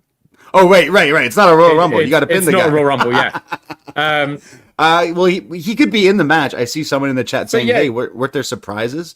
And it's like they've had Nigel in it last year. There wasn't necessarily surprises, but you had last Mystico. Year we had Athena was a big one for the women's because it was Texas, obviously. We had the was it Shuri? We had someone Japanese wrestler in the women's one, I remember. Yeah, But I'm like you trying could to look easily at last have week's card. throw in like random like I don't know I think Nigel's fighting Mox this year at All In, so I don't think he'll necessarily be the one in in that match. But last year we had who did we have last year? There's been a lot of these gauntlet matches actually. Yeah. I'm trying to look it up and I just see Wikipedia's like MJF one. I'm like, all right, sick. Yeah, I think cage match is going to be there. Yeah. Yeah, I I'm remember you trying had to remember. Bandito and Takeshita in the match. You had Juice Robinson returned, didn't he? He returned and didn't have a beard, and it was weird. I remember yeah. that. Yeah. In the women's gauntlet, I think that might have been Alex Windsor's debut. You had Suri in there as well. Yeah, that they were no huge surprises on last year's. So Mick Foley in this one. Mystico was on it. Yeah, I'm going to say Mick Foley shows up in this one. Like, yeah, why not? Like, he's not winning it, but he could. I mean, this is the place you something. could maybe. I'm not entirely sure. There were rumors it's October, but I don't know. Like, is this where you have one of your Sheamus? like releases, or Sheamus or whoever show up? Someone like Sheamus would be a great one. It's Wembley, UK, all that stuff. But that would be cool. But if it could be, I see Max winning it makes the most sense. I see Jamie in the chat says, what if he won it and cashed in for next year's main event? Basically, like, you stole my main event, I want to cash it in for next year. Whoever the champion is, I'm calling it. But then they do the whole Owen Hart tournament, which then it would be like some sort of triple threat or something. But yeah.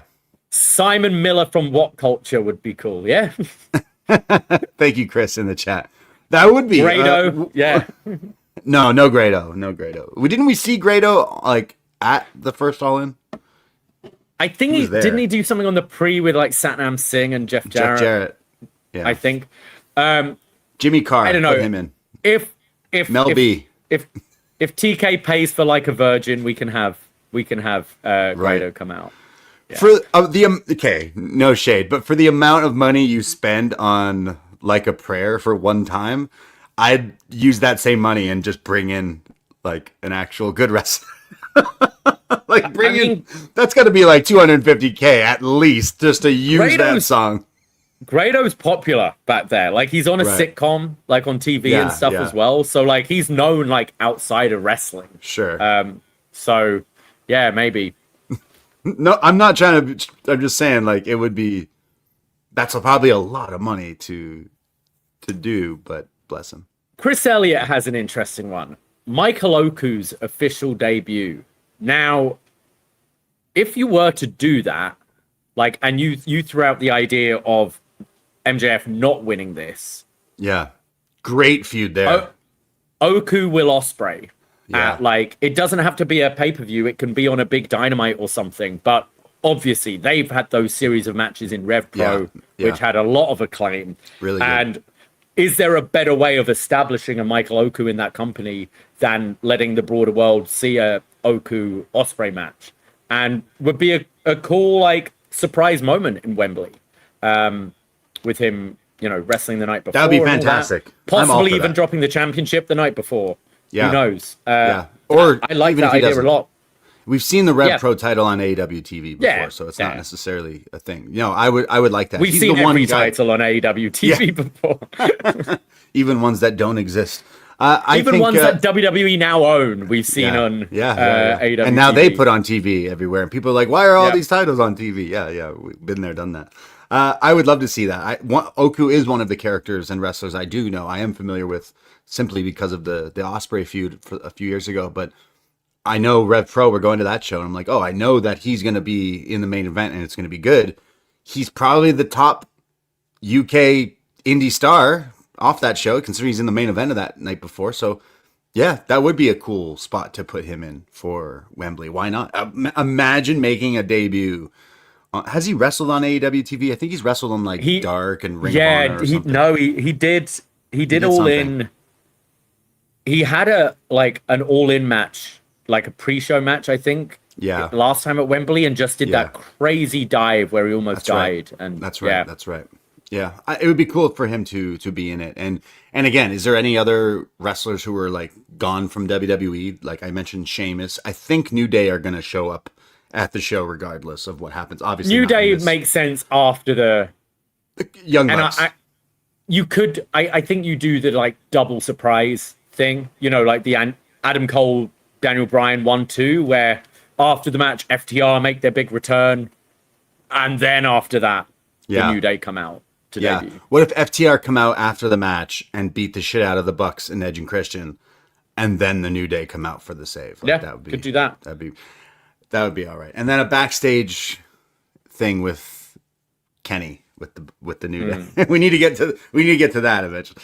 That would be cool to see. But yeah, regardless of us fantasy booking this gauntlet match, it will be fun. And now I want to see Michael Oku and Mick Foley. Those are my two picks to be guest spots in it. Yes, I'm aware that either of these things could not happen, but when they do, you remember I said it.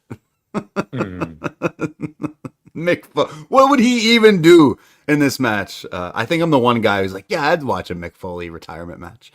This wouldn't be that. I think I'd be into it. Oh yeah. I don't know. The few times we've said it, people would call me crazy. They're like, this man's like in his 60s. I'm like, yeah, but. Oh, I know all those things. Like, didn't Ric Flair die in his retirement match and come back to life or something? And he's married again or getting married again. So No. He then established it that they're just friends now. I don't know. It's been a wild week again for Ric Flair. Okay, can we take a pause on the AEW talk? So Ric Flair's posted that he's back with Wendy. Right? Wendy. Let's find this. So Ric Flair separated from Wendy a little while ago. Okay, imagine this in Ric Flair voice. All caps. A picture of himself with... It's all caps. Every word is all... word. Yeah. Every word is all caps. I told you. It was only a matter of time until you came running back. At least I know I am in good hands because you have always taken the best care of me out of anyone in the whole world. She finally figured out there is only one Ric Flair and one James Bond. And currently Ric Flair is available for any kind of action. Let's see if Wendy still has it. Let's fucking go. And then, like, a little bit later, posts another picture of himself and Wendy, both wearing blue. And he says, Wendy and I are not renewing a relationship. We are renewing a 34-year friendship. She has her own residence and I have mine. She's coming to Tampa primarily to take care of her parents, who are both in their 80s and not in good health. Wendy will continue to do what she does best, travel the world and help people who are struggling in other countries. I'll resume what I do and love most, which is attending public events and signing autographs and meet and greets and pissing my pants at bars. Please don't turn it... I might have added a bit there. Please don't turn something positive into something negative. If that's all you have to do, find something better to do. The one part I am sure of, which she reminds me whenever we speak, is that she will always be there for me if I get sick again. And I was sick for 2 years. Her whole family took care of me. Find someone else to hate on. Wendy and I are good. Sorry, Rick. Forgive me for being confused when your last message is, I always knew you'd come back to me, Wendy. Like, what the fuck? Come on, Rick. Just put the phone down. There's so much. This fucking had me rolling. Okay, so he makes this post. She clearly is like, bro, we talked.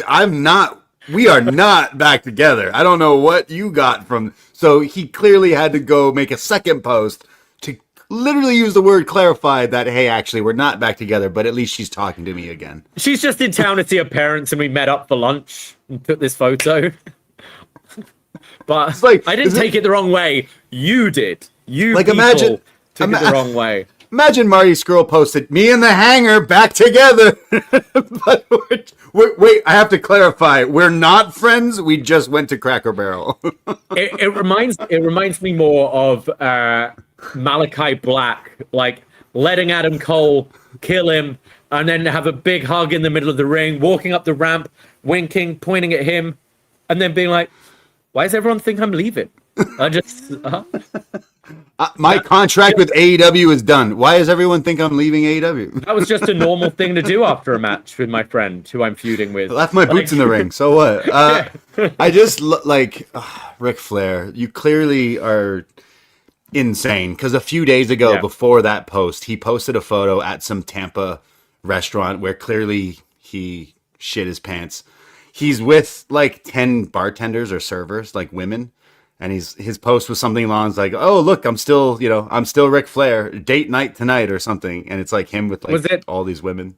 Was it this one? Happy hour, happy girls. Yeah. Woo!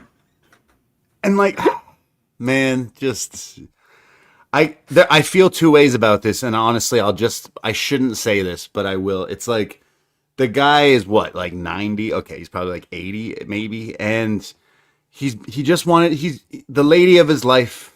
Or of his like sixth life, at this point, came back to him, and he maybe felt happy about it and jumped the gun and posted this what felt like a wrestling promo as a social media post. So like the one side of it, I'm sorry, like he still is the greatest to ever do it. Unfortunately, he still is going at this rate. So I'm glad I got that out of the way because like holy shit, man, he is wrestling. Even if they did get back together, like, I knew you'd come crawling back. You'd come back. I knew you'd come back. You're great. What a dick. You're great. I love you, but I knew you'd come back. I always told you you'd come back. And also, the fact he says there's only one James Bond. I didn't get that. There's like 7 of them. There's been a lot of James Bonds. There's been a lot of Ric Flairs too, but I didn't understand. Nature Boys, yeah. Yeah. Oh my God.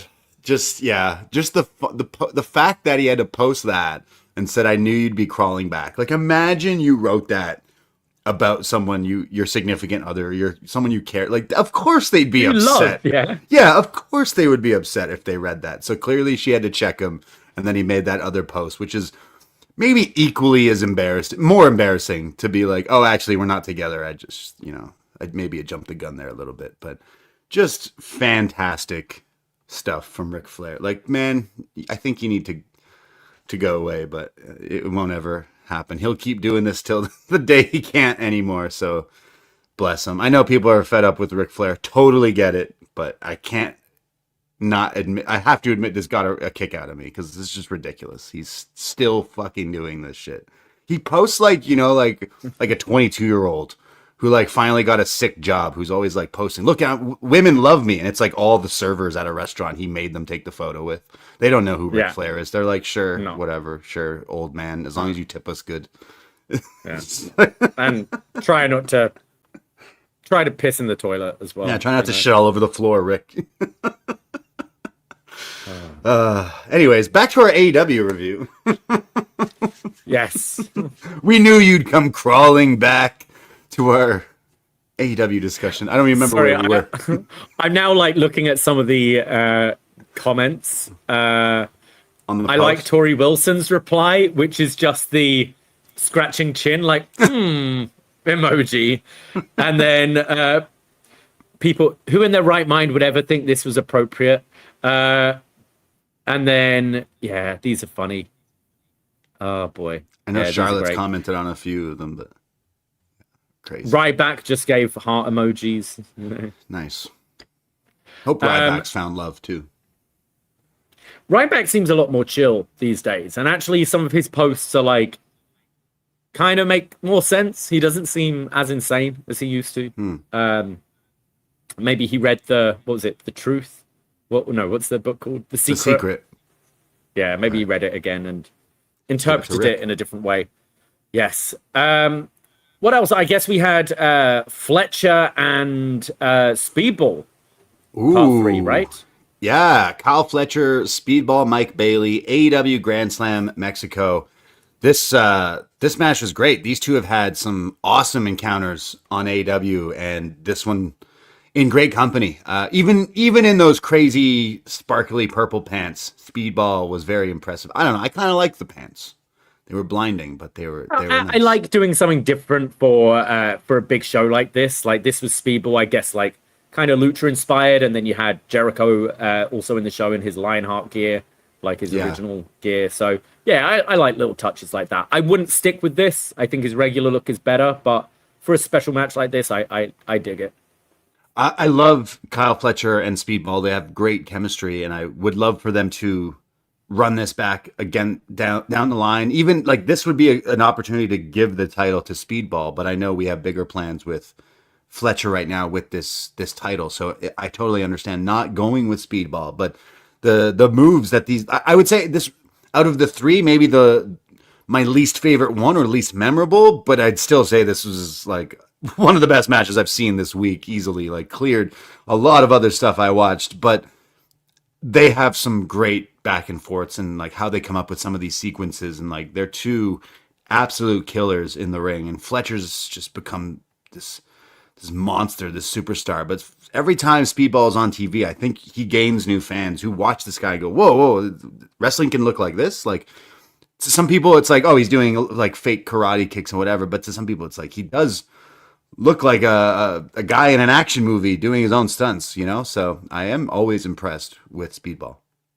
Yeah, I think Speedball is starting to gain some momentum and some popularity, and it's almost a shame it's right now with the All In build where there's bigger priorities at the moment. Yeah. And I kind of think that was why I thought it was a shame we had this match now when we did, because we see that it's like, you know, Fletcher and Okada and most likely Takeshita at All In. So again, don't want to use that term, but was a bit of a lame duck challenger, even though you knew this match was going to be off the charts. Whereas I think you save the rubber match for a time where you could maybe believe that it's Speedball's moment to take this title off of Fletcher.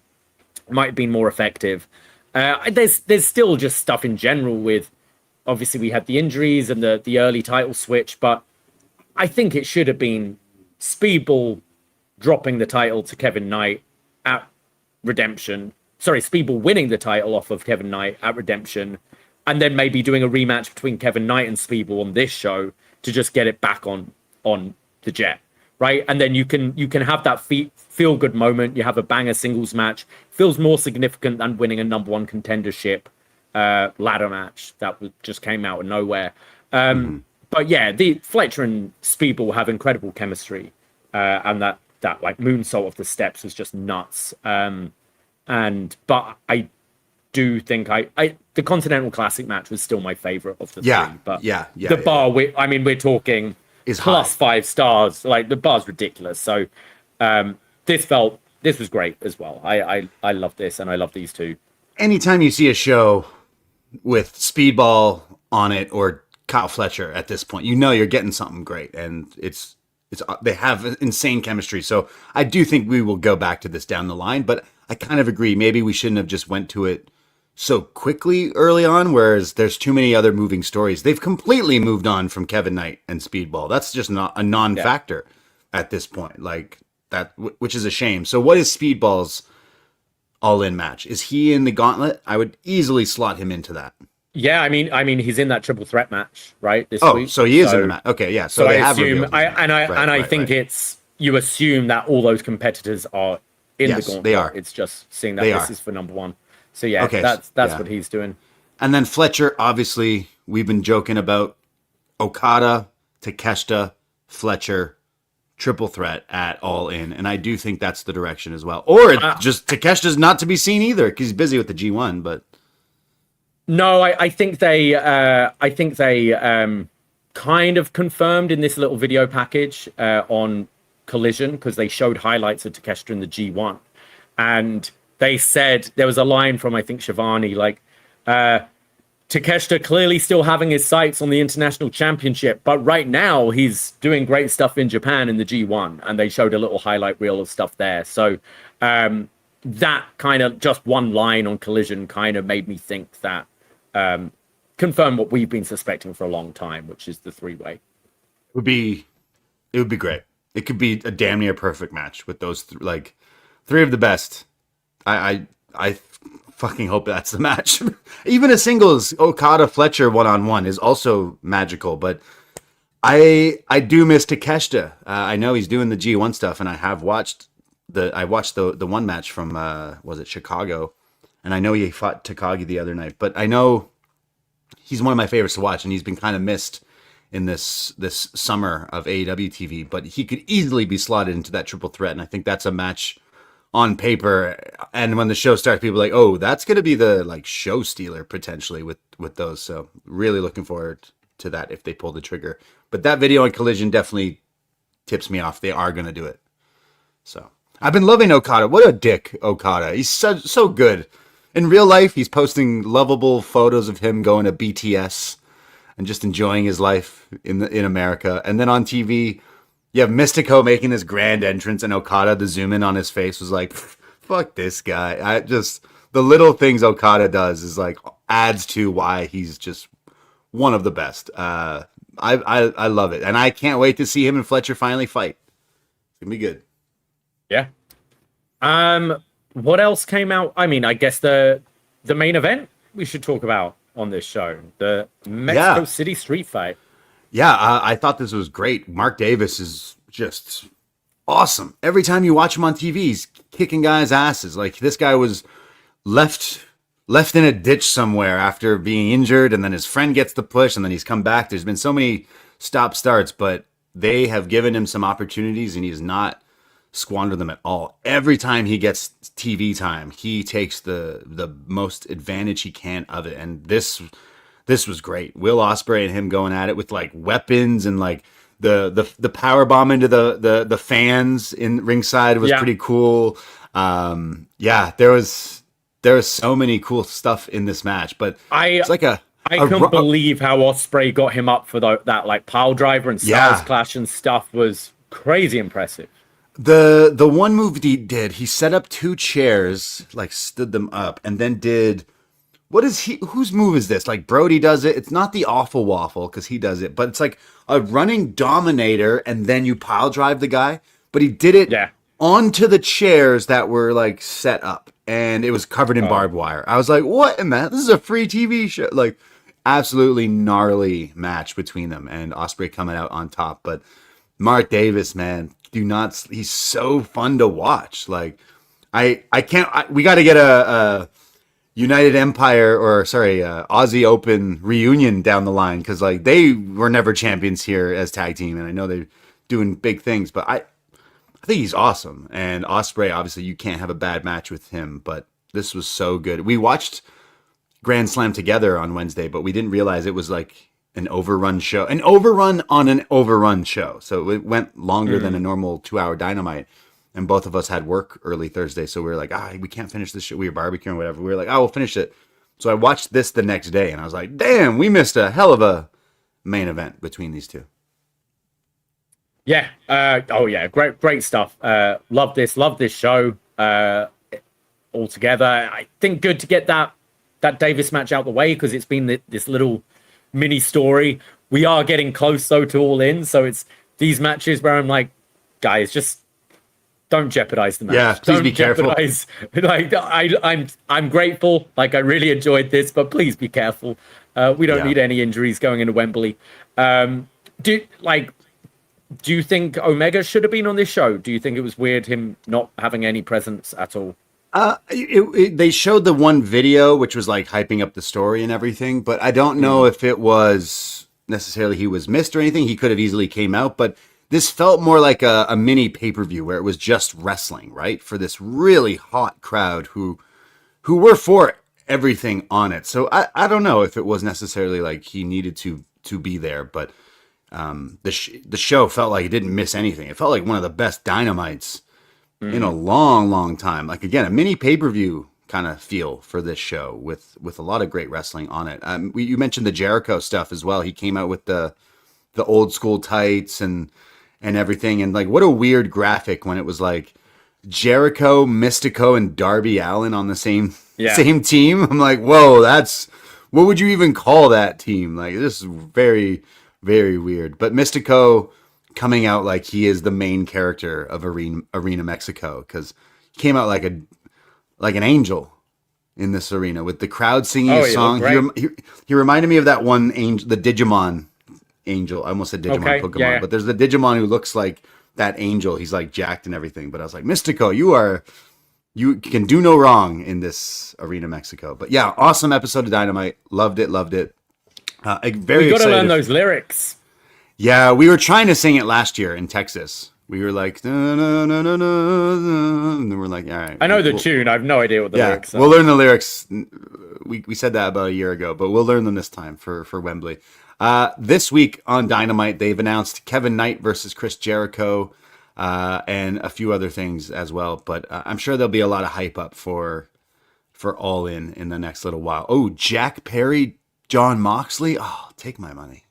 Well, that leads us to the Continental Cup. Did you? I did manage to squeeze in Collision this week, where we had 3 Continental Cup matches, which was Claudio defeating Ace Austin, Eddie Kingston defeating Jake Doyle, and what's the one I'm missing? Those were the only 2 I watched, actually. I didn't see. I kind of skimmed through Dynamite this morning. No, Moxie's this week. Yes. Yeah, Jack Perry. They did the video for. Yes. But yeah, I enjoyed it. I've been enjoying Ace Austin actually recently. Yeah. I think he's been doing really well, and that match with Claudio was pretty fun. I would like to see them actually randomize it. I think I said this last week, like for the next round. I doubt they will. It will still be gimmicked, but it would be quite fun to have them randomize this whole thing. Like, so you don't know who's gonna face each other? It's kayfabe. So they're doing the draw, right? So after round 1, they'll draw like names out of a hat to say who's facing who, which I imagine would still be like kayfabe. But I'd love that bit to be a bit of a shoot. Right. But is it Nigel Mox you're still thinking? I can't see any of the other names being the one to face Moxley at All In. Could Moxley drop this and like be knocked out of the tournament in an upset? But then what? He's going to be in the gauntlet match? I mean, he could and then win it. Swerve, do Swerve and Mox as just a separate thing, maybe. But what's the story there? We only have less than 20 days now. Swerve's story has been people calling themselves like the most dangerous man, the most wanted, stuff like that. It's like him trying to prove to like the death match guy, the Death Rider, that he's better. But there's like 2 weeks, so I'm like, yeah, how are you gonna make that a story? But Swerve at this point, what is Swerve's match? Yeah, I don't know. Where is he? Just Chris Elliott saying there needs to be a big upset because Tony Khan's trying to make this like the FA Cup. So, and there's normally a big upset, and I can't really. Looking at the field, it's. What if I mean, Jack Perry beats Mox? Yeah, maybe. I don't care about this. I don't care about this cup. I don't care about cups in wrestling. Are only used to save your balls, as far as I'm concerned. Don't like it. It's a kind of lazy. What you just said. Why aren't we doing Swerve and Moxley? And my rebuttal was, how are we going to do a story to get to that in like 2 weeks? They couldn't even come up with a story after doing a story for Mox for 6 months. And then it set up Will to go face Omega. So in my opinion, that's kind of a whole waste of time with this. Mox was in the main event last year. And now we're like, what is his match? Is he going to lose to Jack Perry? Is he going to be in a gauntlet match? It's like, is this guy not one of the big characters of this show? It just feels like this is a whiff for me. I don't care about Kyle O'Reilly fighting Moxley one more time, or Jack Perry, or whoever else is in this tournament. Unfortunately, I think they're all talented wrestlers. They're fantastic. Every single one of these people. I just don't see any one of those people getting a single, like a one-on-one match with Moxley. The only person that comes out of that in my eyes is Nigel, because it's like refreshing and interesting. I think it's like gonna be lost on you and a lot of North American fans. Like, FA Cup final is the biggest event in Wembley Stadium every year. It means nothing to me. I don't even know what it was. Like, I don't care if it's a cup, cool, a tournament, but we've seen so many tournaments. We just did a tournament, and now this is like a CD League tournament. Yes, for a CD League title. Yeah, but where are you doing this tournament? You're doing it in England. You're doing it at Wembley, and it's probably a Nigel McGuinness like in the It should be stands at Nigel. Wembley lifting the trophy, which is like a big deal. Like Chris Elliott's in it. It's going to mean something to like English fans there. I don't particularly like the field of people in this because, like a lot of AEW tournaments, there aren't real like big names that you can pick from who's going to win this thing. So I think that's where it kind of loses me. I think you could load it more with some serious people and actually like have some losses or things spawn off other matches you want to do at Wembley. But I don't know. It's so close from doing the Owen recently, but I don't mind this for a Wembley thing, and I imagine the cup's gonna. I mean, seeing the picture, it will look like the FA Cup. I would like to see them go in the stands to lift it like they do traditionally, but yeah, but it's true. You've got people like Matt Sydal in there, and who cares? It's what? They could beef up this field a lot more than they have. You're saying like, okay, the part of the reason of that cup is what you've explained is like you could have some big teams that are popular and then like, you know, underdog teams that maybe get overlooked a lot and then they sneak a win and then they're on the rise, underdog stories and stuff. Totally get that. I just feel like we've done so many tournaments. We just did the biggest one and right away we're going into another one. All for a title that is like maybe the second least important one. Fucking 3 of them are non-important, really. It's just, look, I know there's going to be great wrestling. I'd love to see Moxley and Nigel. Would have just much preferred them go, Moxley's fucking around with him. Nigel, we've seen that already, but like Nigel goes, I'll fight you. But to do a tournament where you said, sorry, Matt Sydal. To use Matt Sydal as an example here, it's like, well, we got to go through a tournament. Well, when's the tournament? Well, it's on Collision and Claudia. Nah, I'm good. Don't want to watch it. Like, what does that serve to anyone? It just feels like really lazy. You couldn't come up with a story for one of the biggest characters on your show, which for the last 3 years has been in big stories. Just recently, Moxley is in huge stories. Why does a cup? Also, the way they introduced it was lazy as fuck. They didn't even introduce it yet. Oh yeah, the Continental Cup. I'm a Moxley fan. Do not get it twisted. I thought that was so lazy. I mean, they did announce it on Collision, but yeah, like it's he did it first though. Thing. He said it first. He said it on Dynamite first, and then they did it on Collision. So it was like no, they mentioned it on the Collision before, and but like, no one watched it. Yeah. So, but I mean, yes, like Mox has been having these good stories, but like his ethos is like making wrestling better. It's me and you in the ring and fighting to the death and all that, which is like the idea of the tournament does fit his character, where he wants to throw it all, like put it up for grabs against all these people to run the gauntlet of this tournament. I also wonder if, you know, you have let's say it's Moxley and Nigel as your final there, and let's say Nigel wins this thing. And then as soon as the bell rings, Death Rider's beating down on Nigel. And then you have a returning Bryan Danielson to fight off the Death Riders, his enemies, to help his former enemy, the person who all have always been like throwing shade at each other and stuff, to help him up and have him lift the cup. It's like, it's a moment for Wembley in that time. I'm not saying Danielson's returning to wrestle. Maybe he does, maybe he doesn't. But I could see that being like a nice moment on the show. And it kind of does tie together with the history with both Bryan and like Mox last year. McGuinness. That's a good point, because last year you did some sort of match that ended with Christian getting beat up and then it had Cope come out to save him. Yeah. Whereas like it had nothing to do with, but it connected, right? So yeah, you could easily have Nigel and Moxley, which I just pulled up the list of this tournament, and I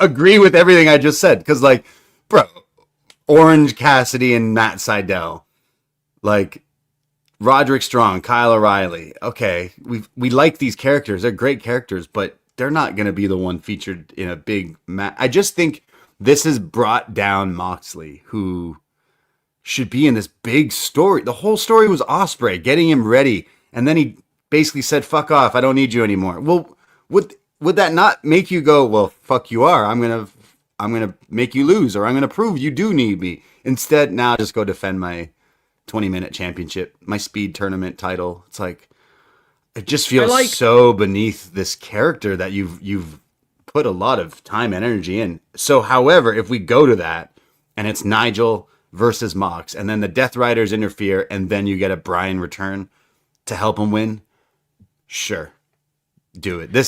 You remind me when we go to these 6-hour AEW pay-per-views, there's no breaks, 7-minute root beer ads. You got to pick what matches to miss when you go to the pisser. So this one might be it. You want to miss John Moxley, Nigel McGuinness? Okay, you do you. Okay. Chris Jones makes a good point. If they're going to do it, then do it properly, like FA Cup qualifying rounds. I'm definitely going to the... Which, no. I mean, I think this is my issue with tournaments in general. They announce them and then they rush through them.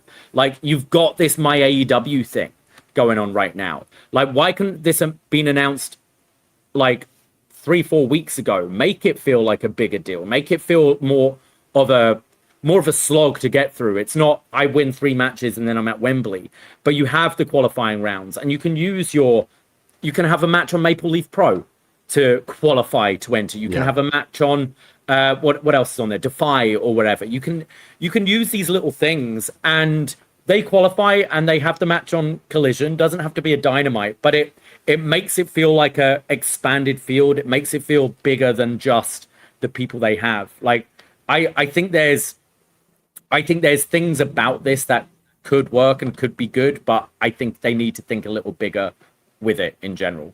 I think once Wembley comes around, I think it'll be fun. It should be that match. Like, I'm looking, is it Shibata? Like, what else? Unless you knock Moxley out, but then what? Like, do you put him in the other gauntlet match? I mean, I'd say the only Swerve is another big character missing. Eddie Kingston, you can always heat up. I think it's too late. I think it's too late. Orange, Jay White, but it's really the two that Nigel just makes all the sense in the world, and I think stylistically him and Mox could work. Look, I go off on all the stuff I love from AEW, and I do. I'm very excited for All In. I just think this is a one big slip here where it's like, wait, this guy has been on almost every episode the last year, so story heavy with the Ospreay stuff and Death Riders this, Death Riders that, and break glass tournament. It's like, oh, okay. It feels lazy, and I'm someone who watches every week, so I'm like, okay, kind of miss something there. But maybe you're right. Maybe this was all programmed to how can we eventually get a Danielson, Nigel, Mox? I don't know, but maybe that's how we get there.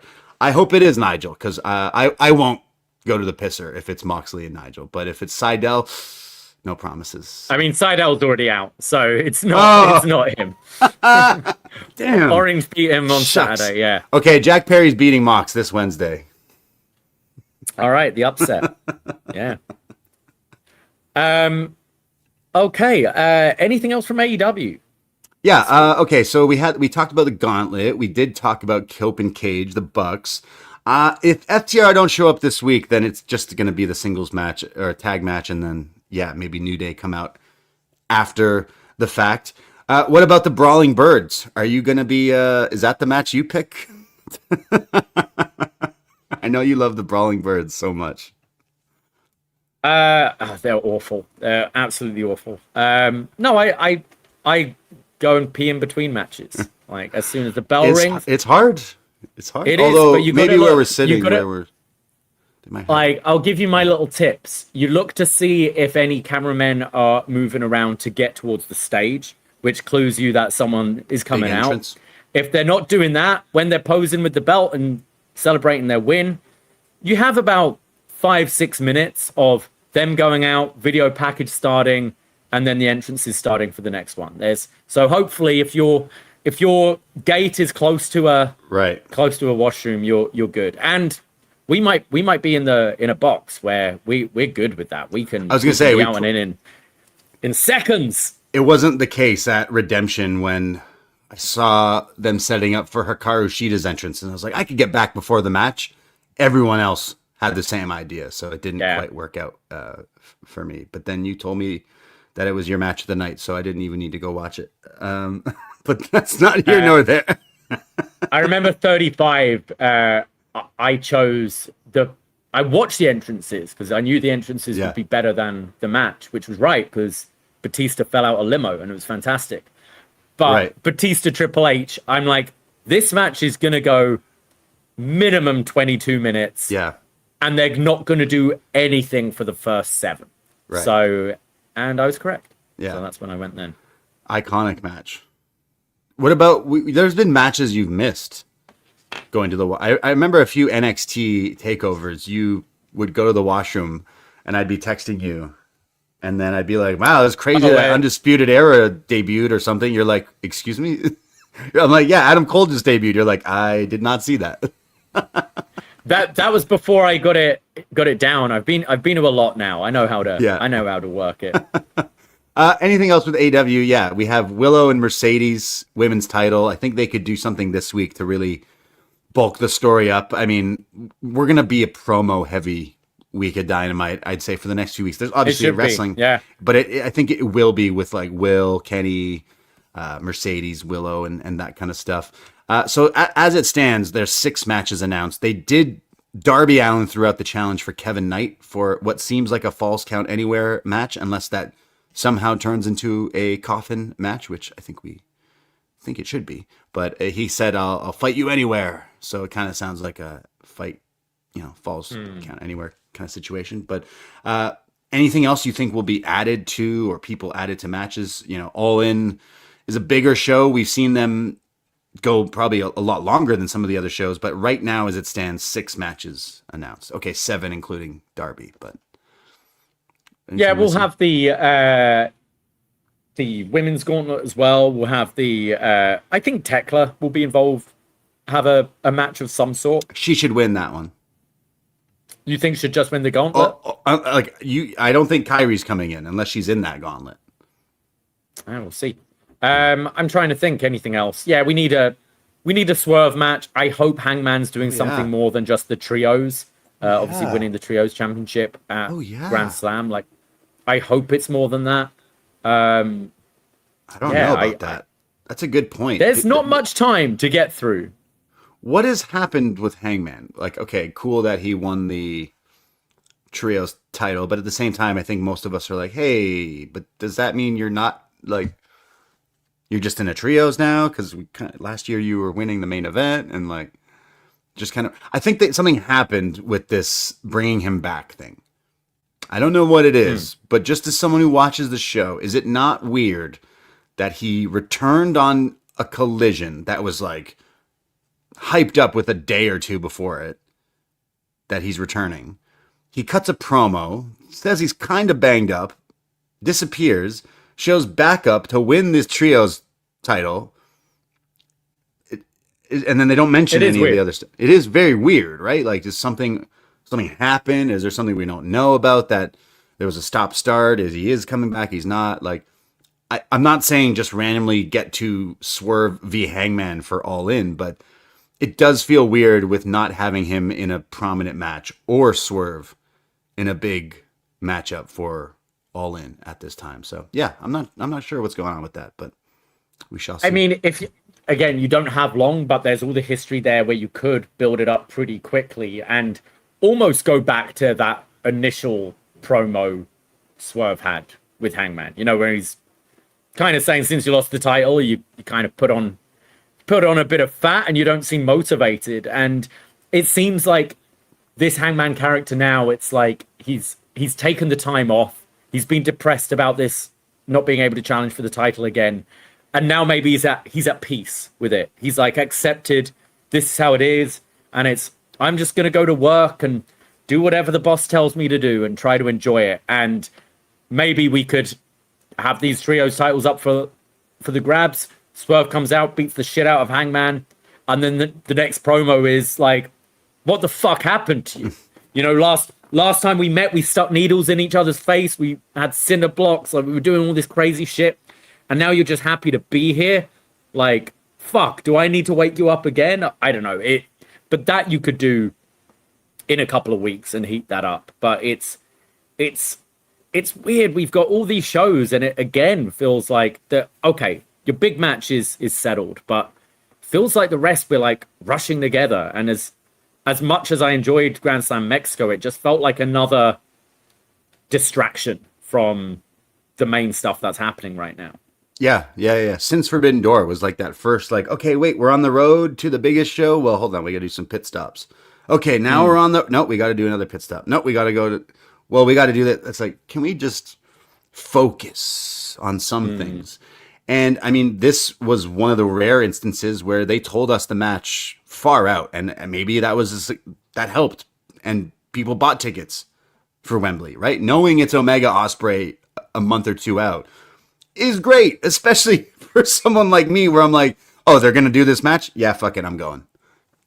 There might be a lot of people like that, and maybe you do that like for some other matches a bit before, like Hangman. If you knew he was going to be coming back, then you had him come back and set up something right away. But you don't need to show the match graphic, but you need to have a sense of the audience of what the feud is. You know, absolutely. Think of any other TV shows, like you're setting up for something and characters intertwine or whatever. But Hangman just came back and went, banged up a little bit, but it's been good. I've been gardening. It's like, okay, but are you gonna wrestle? Nah, but then I am, and I'm trios champion. Okay. So maybe that is his match, and we just gotta let it go. Brodito and Hangman, the good, the bad, the ugly versus, I don't know, the Swirl on the pre-show. Yes, at All In. That's probably what it's gonna be. The lethal. Sorry, let me get that name correct. The Lethal Twist. The Lethal Twist. Yes. Yeah. I hope Hangman's in a bigger match. What if Hangman wins the gauntlet match? Could he then challenge for the world title? He won the match. I think he's ineligible though. But the contract says I don't know. Bullshit.